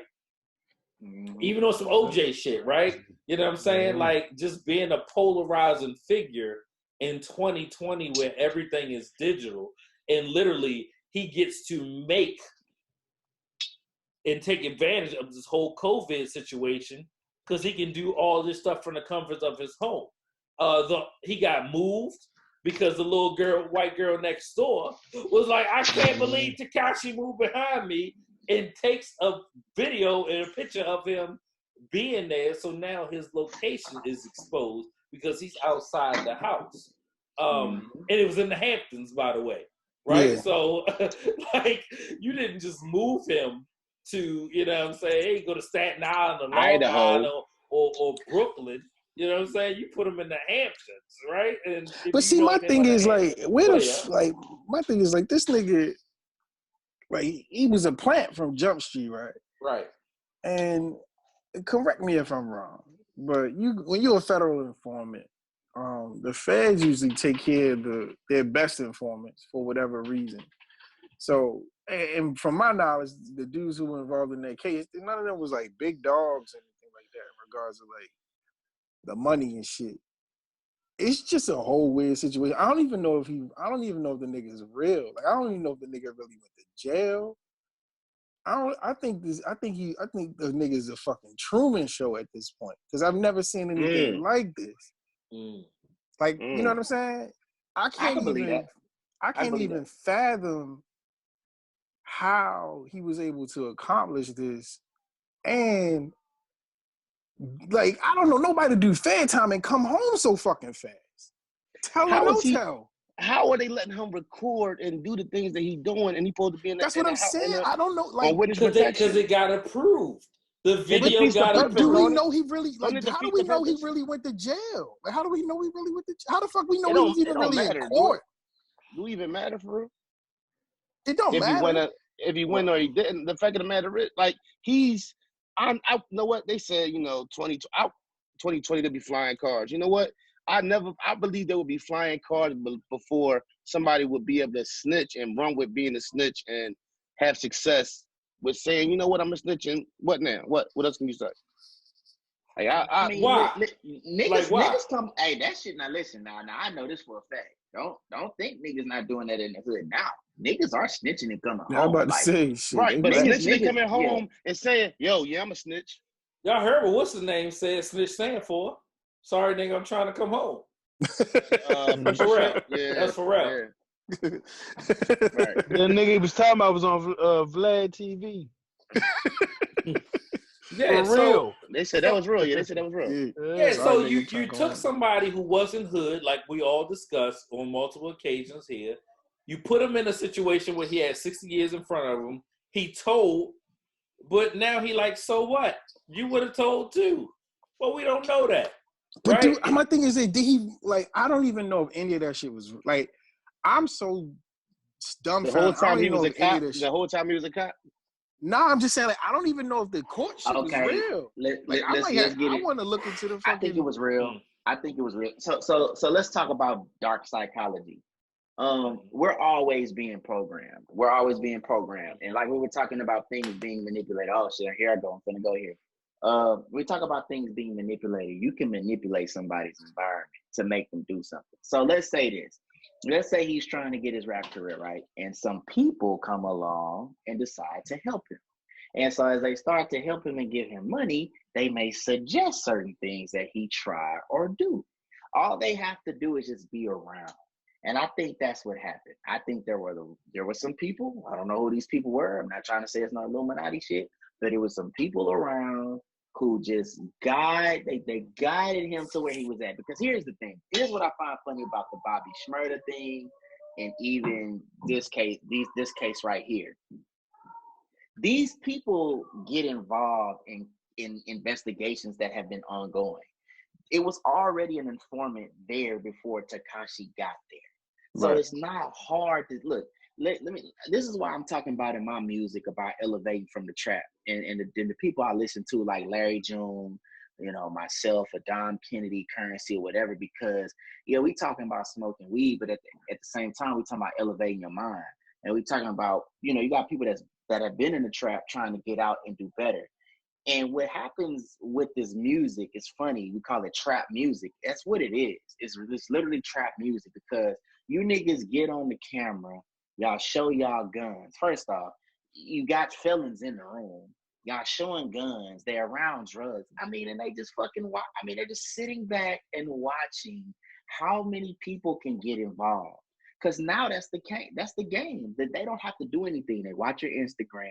You showing that you got the dope in the trap house. You showing that you got the shit going. Dog, I was in a place at some point in my life where we were there on business. I was there on some music business.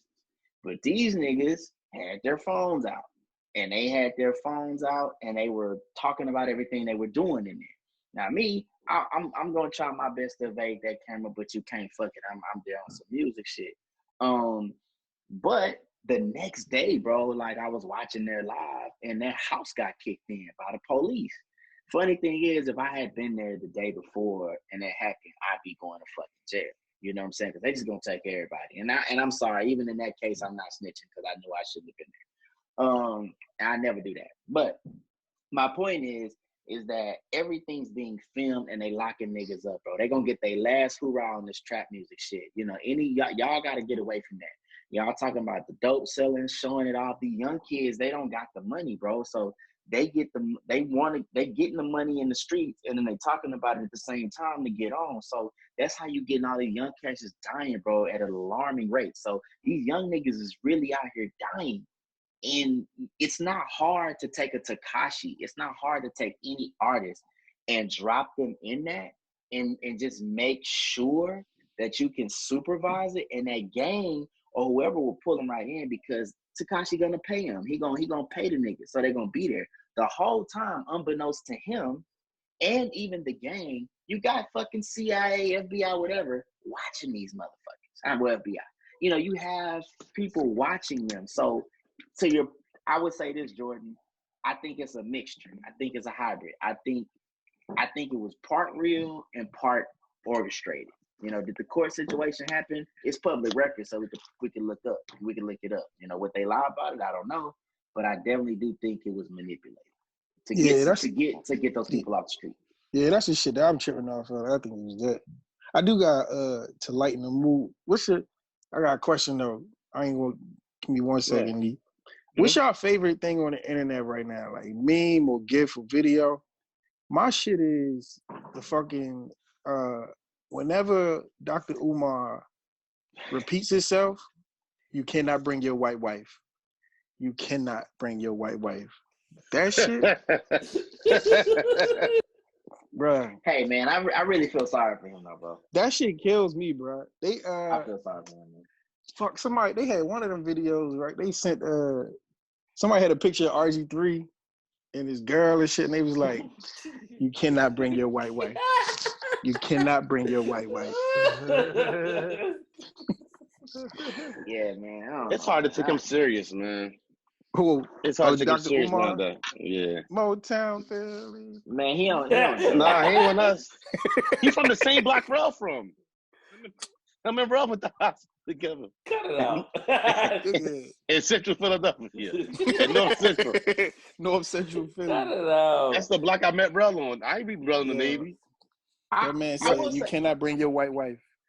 I will say this about the Tekashi thing, though, is that I am disappointed that hip hop has been so decimated culturally that could happen. You know what I'm saying? So we too fucking. I would have never thought this shit would be. I would never the think same way country music collectively try to fucking keep Lil Nas X out that motherfucking, like, what they call appropriation of their culture. Because we're somebody did a study, man, I did a study, but somebody was like, you know, we are naturally forgiving people because that was the only way we can fucking come out of that slavery shit and just be around white people and shit to this day. So we had to forgive them for whatever reason. God gave us too much. But can you imagine being around a motherfucker that used to own you? Nigga, no. Nigga, you done whooped me and did shit to me in front of my wife just and my kids. kids. Just think how day one was after that shit. You just be like, huh? This nigga just raped my wife 2 weeks ago. What the fuck you I don't think they were thinking like that, though. I think they was like, he was still good to us. He didn't do it. I think that's how they were thinking, bro. I really think that we were so suppressed and oppressed as a people that when we look at the white man, we're literally afraid of him. Like we really look at I promise you, I believe definitely some of that shit.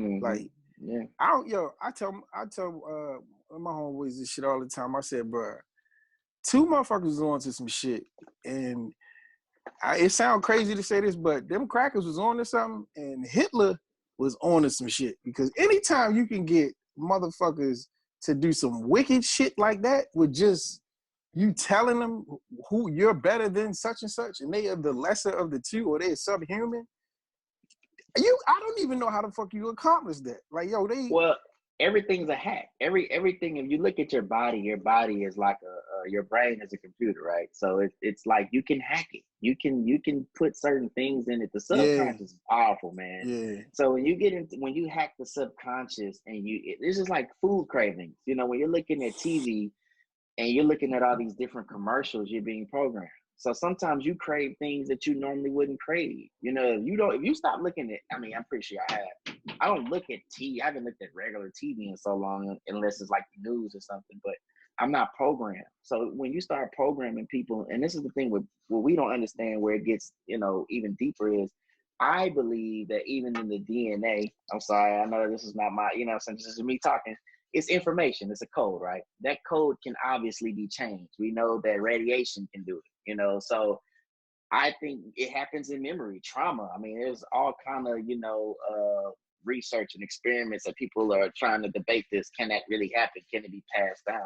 And I think it can be. I think that subconscious programming, and it will teach it to each other. So the reason why I think, when you think about Black people being so fucked off is that even though all immigrant, any immigrant or anybody is getting mistreated, Black people, you kind of times that 10 because we've been here, we've been robbed of culture, tradition, language, we've been fed religion. Like we believe in everything that was told to us and we don't know why. So now as we get back to our truth, it hurts us. But we've been programmed like through our DNA to just do fucked up shit and be in fucked up situations that really isn't conducive to us. And look at it. We got different baby daddies, different baby mamas, all kind of stuff that's just going on in our community, trying to assimilate in this culture that, has never, we just been shooting from the hip since we've been free. So, I mean, I it's terrible, man. That I think people really downplay and will continue to downplay what really fucking happened to us. All right, y'all. We've been talking real serious for the last hour and some change. We'll have a little fun with y'all. All right. So, can I get one more serious thing off that I think is nasty? Go ahead. Before we go there. I did not know the story about Chris Styles. I'm like way off. About who? What? Chris Styles. The dude that hosts Duce Palooza. Oh, right. Oh, yeah, you didn't hear that? Oh, yeah, bro. Where you been at? Bro. He was catching up. I didn't know. That's insane. Well, he had his own podcast too that I used to listen to. But yo, that's not the first time for them niggas though. It's not the first time for them niggas. Clearly. Right. Wait. That's why they changed. Now listen, that's why they changed the name. That's why No, that's not why they changed the name. No. Nick, I ain't trying to hear that rebranding with the Rock shit. That shit Jay-Z been going came on. to Rory. No, I know, but I'm saying like them niggas. That's not the first time. That shit was happening. The Henny shit. He was. No, it's just him. Right, he was raping. It's not rape, but it's rape-y, right? And then when you have like 20 women sending text messages out that all have the same language and manipulative things, you get a bad rap. But they fired him. Well, he got fired. What was he saying? Man, he was taking them like. You want to get in basic old school promoter shit. Whipping his dick out, old promoter shit, like you want to get in the club free, like you gotta sit on my dick, shit like that. Yeah. You want to get in the club free, you gotta sit on my dick. No shit like that. Come on, man. No, dead ass. That's an actual quote.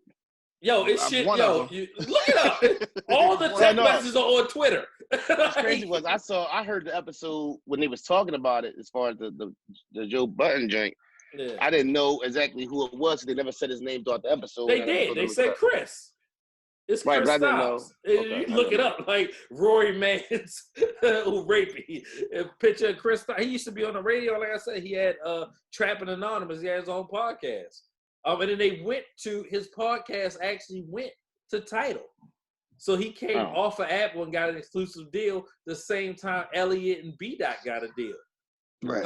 So like he wasn't just like a nobody, and like I said, he was the host of one of the biggest parties that go around the country. His name was What was the name of his podcast?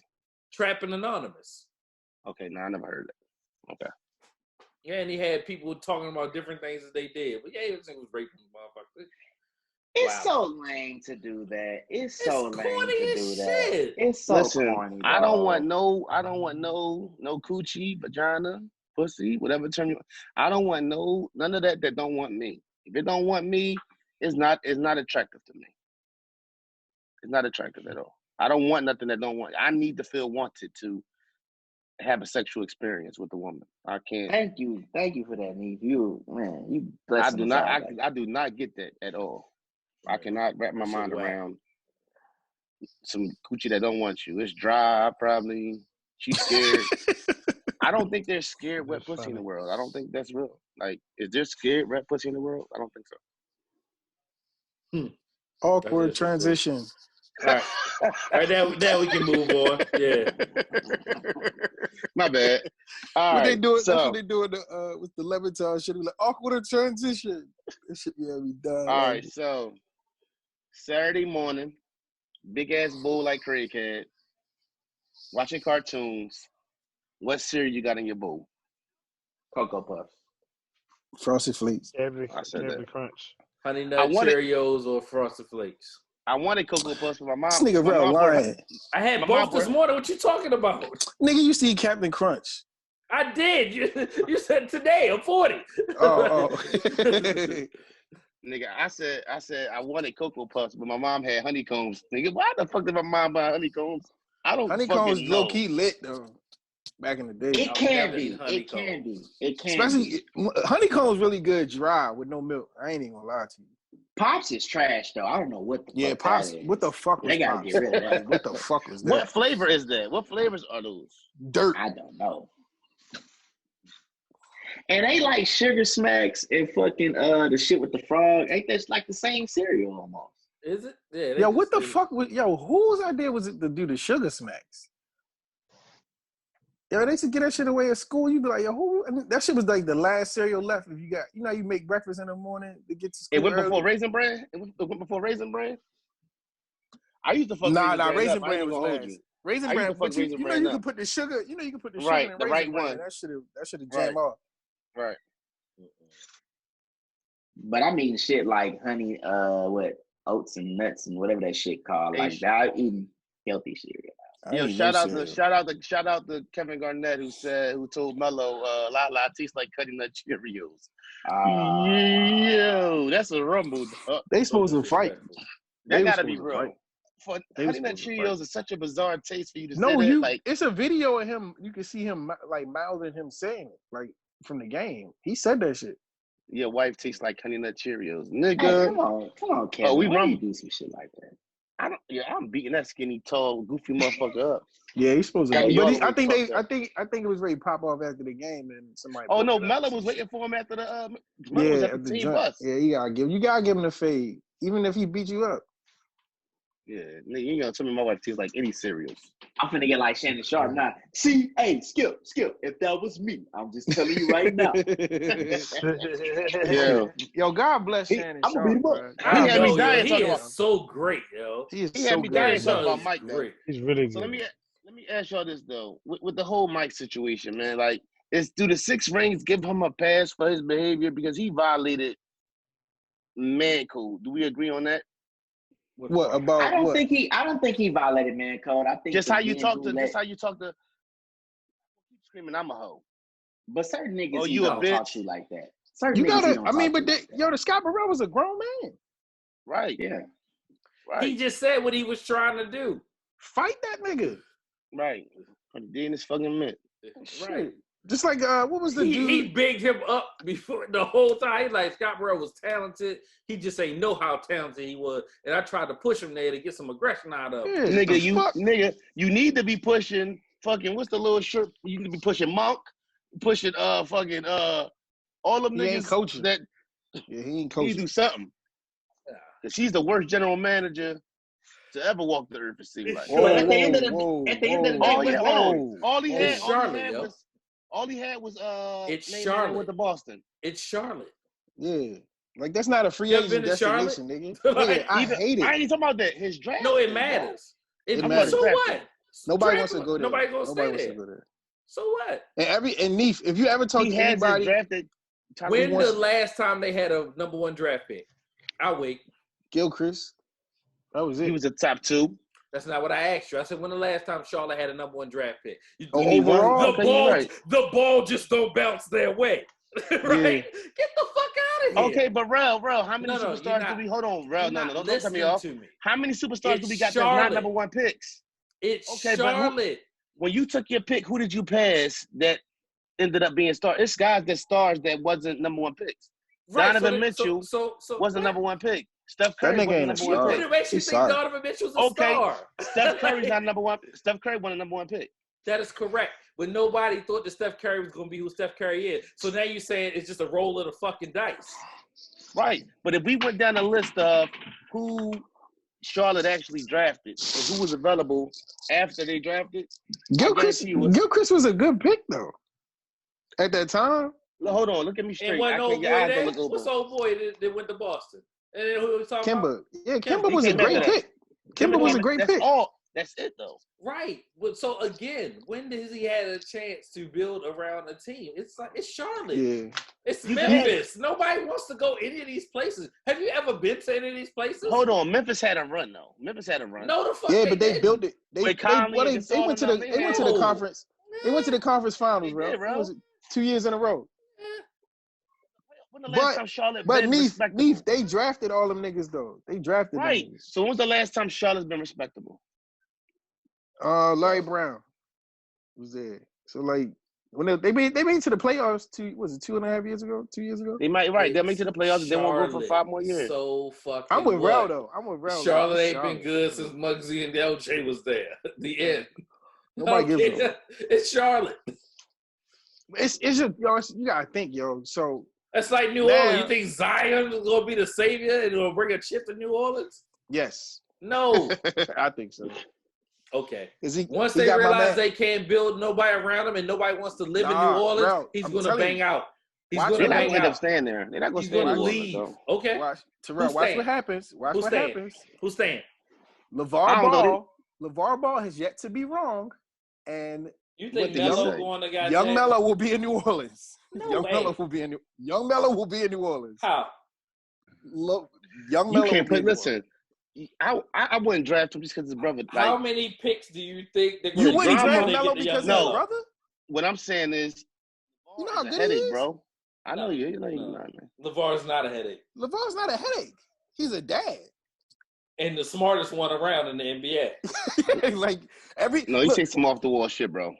He never said no off the wall shit. It doesn't matter what he says. What does it come to? The NBA just stole the man's whole idea, right? He created his own league. Whole fucking idea. He created a league for top draft prospects. It folded, granted, right? But what does the NBA do? Nah, what the fuck? How many niggas he had playing last year? I don't know, about a couple. Wait, we can't do that? Yeah, we can do that. This nigga keep Isaiah Todd from Baltimore. He's the number 2 pick. We were. You know I had to throw that in there. Isaiah Todd gonna be the number 2 overall pick next year. He from Baltimore. He not even fucking playing basketball in Michigan. He had Michigan. Yeah, like they stole LeVar joint. Whole swag. His whole shit. You talking about he a problem? No, I'm just saying he think black. Maybe. Ask LeVar about that rookie year. The league whooped up on Lonzo had a solid year. He did, but everybody went at him. People went at him. You thought it would have been different. You thought it would have been different if his father had shut up. Right. No. He was a number 2 pick. No. He was a number 2 pick. No. He's a number 2 pick. Different. Niggas would have went in his neck regardless. You think a motherfucker had to get up to show up on a motherfucking rookie? That's not impressive. The number 2 overall pick? What? I won't be impressed the way goddamn the Ravens throw around Joe Barrow. Go ahead, sing a song. Go ahead, hit it. We were.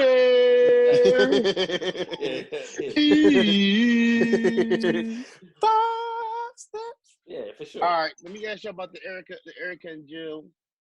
Unfortunately, I didn't get a chance. I listened, but we was around family, so I didn't get really a chance to really enjoy it. How do y'all feel about the Erica versus Jill battle versus? I think Erykah Badu got some of the hardest baby fathers on the planet. As far as lyrical. It was funny when she said it. Huh? He definitely does. Yeah. All 3 of them are thorough. Common. Yeah, DLC. No, not Common. No, not Common. Andre, DLC, and Jay Electronica. Yeah. Yeah. Well, she's fucking right about that. They formed a group. Yo said they formed a group. Yeah, it was. I mean, they legends, man. I mean, I really wish I could hear it better. Like if it sounded like a Babyface. What the fuck is Babyface figured out? Has anybody noticed that? What? Well, it just sounded more clear.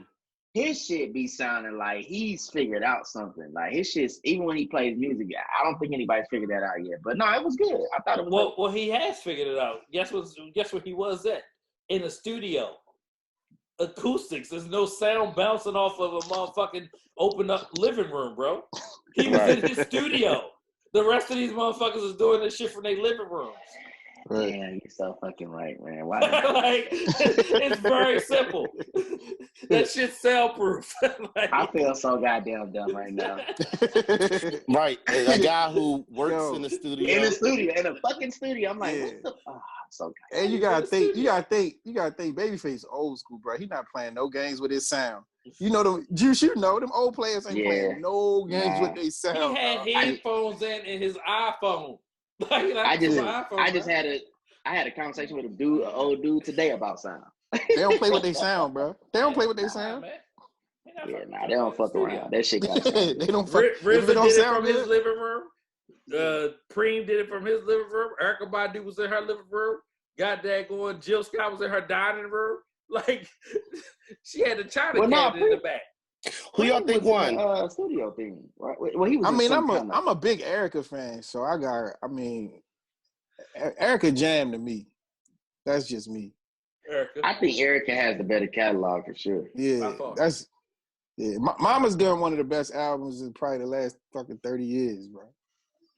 Jill is the better vocalist. Let's not get this confused. But Jill is the better vocalist. But Erykah, like, as great of a singer as Jill is, Erykah, like, 2 steps behind, maybe a step and a half.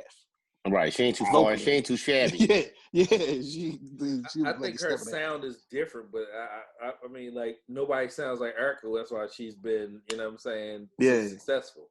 Yeah. Hey, that Ari Lennox, dog, she come close. Oh, that's the singer singer she be doing. She remind me of Ari Lennox. Remind me of Minnie Riperton, bro. That's a singing girl, bro. This nigga showing his age. This nigga said Minnie Riperton. Never old. Sexy, bro. Yeah. Hey man, hey Neef, when I was still chiefing, bro, you catch me on that. I shut this thing down with some soul music in here, boy. Ain't nothing wrong with that. Had the red lights going. Hey, yo, bro, I finally checked out that Bohemian Rhapsody. That shit was good. Yo, listen, I didn't know Queen. Yeah. I ain't know Queen touch half the shit they touched. I was like, yo, I know that music. Yeah. I'm like, God damn. And they switched it up. They talk about like freaking some shit. Like they didn't keep it rock and roll the whole time. Like they was really fucking some shit up, boy. That Another One Bites the Dust. I was like, they did that. Mm-hmm. Still not. Mm-hmm. Mm-hmm. And that Bohemian Rhapsody, dog, like that shit long. When you play the whole thing out and they freaking in the middle. Yeah. That shit was really what's that Drake and what's your man from Houston, Juice? You said what, Travis Scott?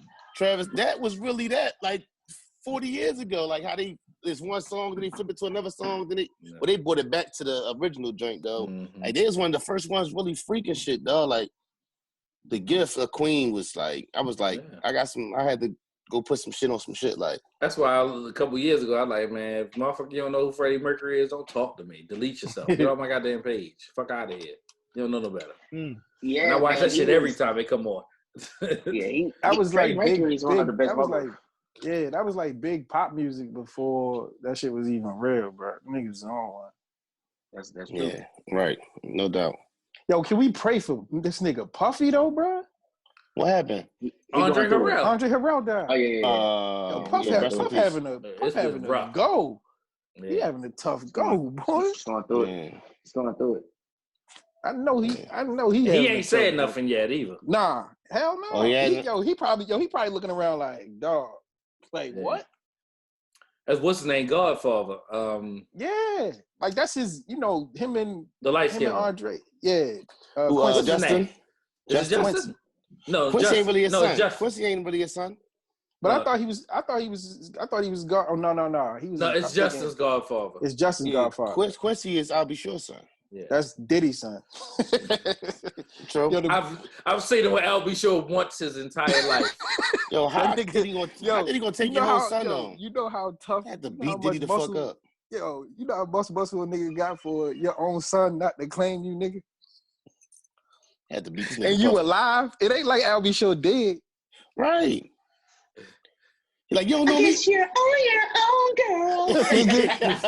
Yo, I'm about to start singing soon. Q quarantined in their Puffy house. Yeah. That nigga be like, yo, Dad, I don't know you, nigga. Where the plaques at? Right. All Listen. right, I got one more sports thing for we That's all we gonna give Andre Harrell, me? Oh, what's up? Go ahead. My bad.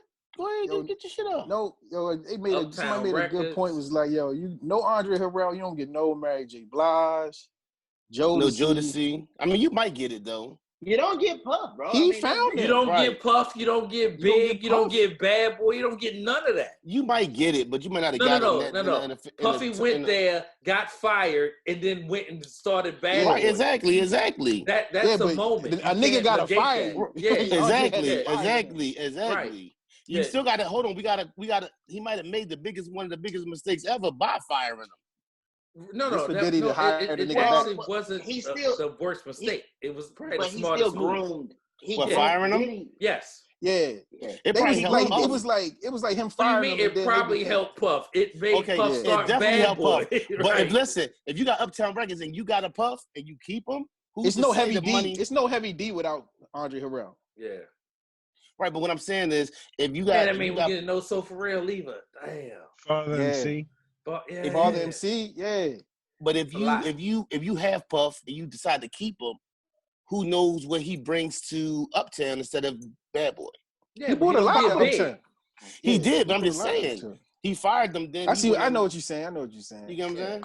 I know. But what I'm saying that firing was a catalyst for him to go out there and go get Craig Mack and get big. If you don't get fired, you don't get Craig Mack. You don't get big. Yeah, big. Somebody both of them in the talk already. I think I saw a picture with him. They posted a picture on Twitter. It was him and Chris. Excuse me, and Chris Lighty. And they was like, "Yo, ain't no two dudes like more influential." Hold on, and you talking about names? Chris Lighty is a name that we haven't spoke on this podcast, but some of our favorites. That's influential. Yeah, that's what I'm saying. Some of our favorites, all time favorites. Mobb Deep, fucking Nori, Busta Rhymes. Yeah, the whole Violator. Q-Tip, yeah, all them niggas.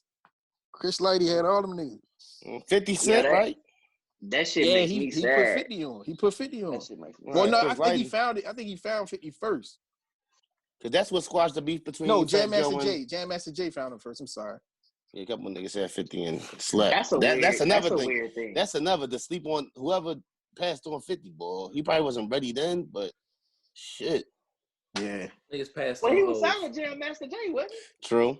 Yeah, he was signed with Jam Master. But then he got locked up. Then 50 got locked up. Right. All right, let me ask y'all this. Should Kevin Durant and Kyrie play if the season starts back up? Yes. Yes, nigga. That's their jobs. Yes. If that's your job. But can KD get a washing condition? No. Can he say it one more time? Washing condition and take more than that.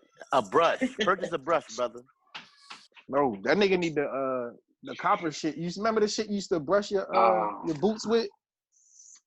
Steel wool. So you need the new brush. Yeah, the new brush. You don't need that shit. Damn. I never seen the nigga top of a nigga head like that. You know the top usually lay down, bro. Dog, you know you about to be on TV. I don't care enough about them motherfuckers. So what? Bro, they stole y'all ring this year too. I ain't gonna hold y'all. Stole what ring? Corona, COVID-19. I ain't worried about that. Y'all gonna get it next year? We got a healthy LeBron. Get it this year. What makes you think the NBA ain't playing? They gonna play. Well, I heard Major League Baseball coming back in July. Who gives a fuck? Yeah. I'm just saying. I care much less about that. No, what I'm saying is things are opening up. I'm saying that the same thing. Somebody said, they think Major League Baseball think about playing without fans. I'm like, nigga, go to the Orioles game for the fucking They been playing without fans. They been ready for this. No, what sports show do you watch? Do they ever talk about baseball? I never heard they talk about baseball all of July. I famously hate the month of July because there's nothing on but baseball. Well, it's only Skip and Shannon don't talk about it. Skip and Shannon don't talk about it. Bro, it used to be a month. It's only 2 weeks in July now because they go right into football. They go right into football. Hold on, you got free agency. July, the beginning of July, or the end of that June. shit used to back in the day. That shit used NBA to free agency is then then they going into train. They going into spring training camp. What? Holistically, July, all they're talking about is baseball in July. Right? They are talking about it because preseason starts the first week in August. Right. You know what I'm saying? No, I can tell you. The training camp is there, but nah. I watch enough sports TV to not know who's in first place of any baseball team all year. I watched one baseball game last year, and it was Game 7 of the World Series. Me and my parents. I don't watch any of that stuff at all. No baseball. You catch me in Game 7. Yeah. I just want to say the Astros will win the World Series this time. So the Astros are gonna get hit with about 150. Cheating or not cheating? Which one? Right, that's the question. That is. Hey, it doesn't matter. It doesn't matter. It doesn't really fucking matter. I didn't hear should KD and Kyrie come back and play. Yes or no? I heard Jordan. Should KD and Kyrie come back and play if the season start back up? I think the only people that care answered your question. Like, who? I said I didn't care. Nobody gives a fuck. Yeah. Why are we talking about KD? Is anybody here a Nets fan? Anybody give a fuck about what KD? Is anybody care what KD and fucking Kyrie Irving gonna do? If they come back and play, what they gonna do? Is Steph Curry and motherfucking Klay Thompson coming back? Let's talk about that. That's more compelling. I'll talk about that shit. That's more compelling. So you think? I said it's more compelling. It's more compelling, yes. As a 1-2 punch. No, they can't be. They're not even in the playoffs. They're not even in the playoff I don't care about that. So the Nets is in the playoff race. The Nets could be a 7 seed. I like Spencer Dinwiddie more than I like even one of these motherfuckers you're talking about because he play harder. The Nets could be a 7 seed with KD and Kyrie coming back. So what?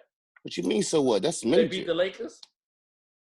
They in the East. Yes or no? You got to get through the East. I answered your question. Yes or no? Did you answer my question? You said you don't give a fuck. That's an answer. No, it isn't. All right, well, guess what? I don't give a fuck. Oh, okay, exactly. You're a Lakers fan. You whack as shit just to be arguing with me. Cut it out.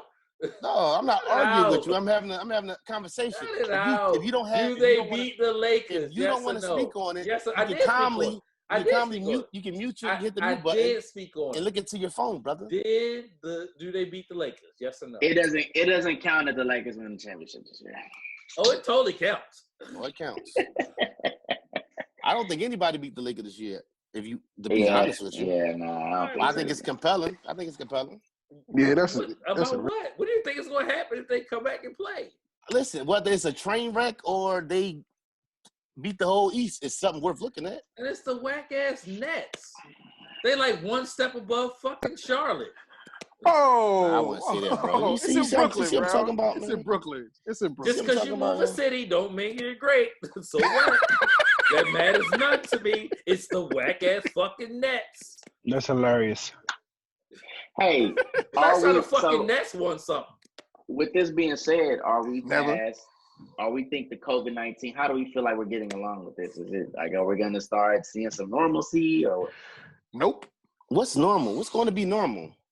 I don't know. We're not going to the movie theaters for a while. But I'm excited. The NBA and baseball won't be the decision maker in normalcy. It will be football. Football is America's sport, right? Ooh. Football, that's where the money is. And even with they 16 games, it doesn't matter.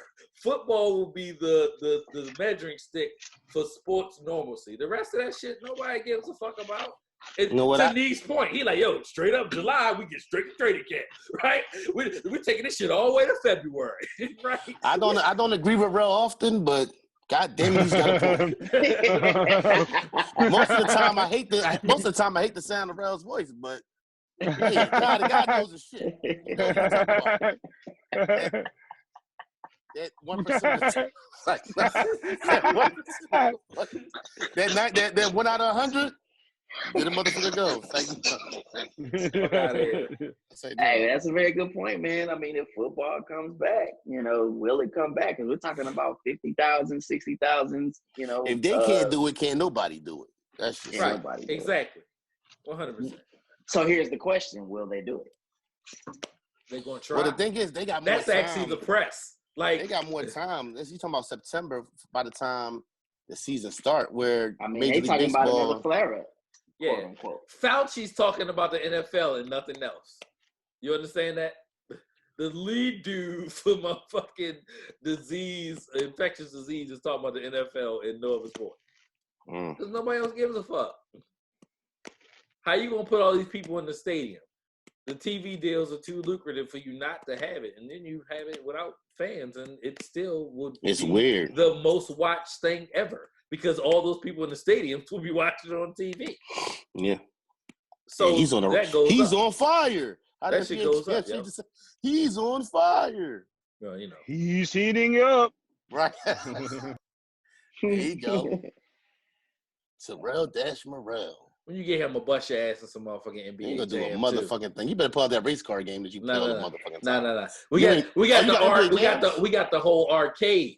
I got you. Don't worry about it. I'm gonna fuck you up. I'm fuck you up. Don't worry about it. You got the whole arcade happening. And don't be the bull who try to use the Bulls too. Don't be that. Look at you. Right. I know your move. I'm using the Warriors. Okay. With TMC? Look at you. For 3. Look at you hating. Right. Yeah. They need to redo that. Y'all got anything else y'all want? I got a couple things, but I'm gonna let it rock till next week. We can get into them next week. Is it important or we gonna miss it? Nah, it ain't important. All right. We can always come. I got this shit that gotta get talked about. This is brothers. Y'all good? Everybody cool? Yeah. Does Andre Drummond come back if the? Oh, never mind. Come back weird. Exactly. That's how much I cared about. That's how much I cared about KD and Dre. I don't even know the motherfucking name. Exactly. Yo, you talking about? Andre Drummond, another one. You cannot bring your white wife. Dying breed that needs you to cannot die. bring your white wife. You cannot bring your white wife. That nigga went to Cleveland. They sent that nigga to Cleveland. You cannot bring your white wife, Andre Drummond. You cannot bring your white wife. Is the NBA draft happening? They pushed it back. Did they push it back? Yeah. Yeah. Oh, it's usually on my birthday. I think it's gonna be like after that. July. July might be a good month this year. I'm rolling. Yeah. Yeah, it might be definitely. Yo, bro, you still doing Memorial Day? Yes. Yeah, he's doing Memorial Day. Shit. Hey, when is Memorial Day? In 2 weeks. We get 23rd. 2 weeks from the day. Charm guy might have to make an appearance. You know, I think Let's I will. go. Wait, what's the you said Okay. Okay. It's a 14-day quarantine though. Oh damn. I don't give a fuck about that shit. I think it's only. All right, hold up. This is Brothers Talking Shit, episode 93. My bad. We out here. I love y'all. Yeah. Peace. Yeah. Yeah. No, don't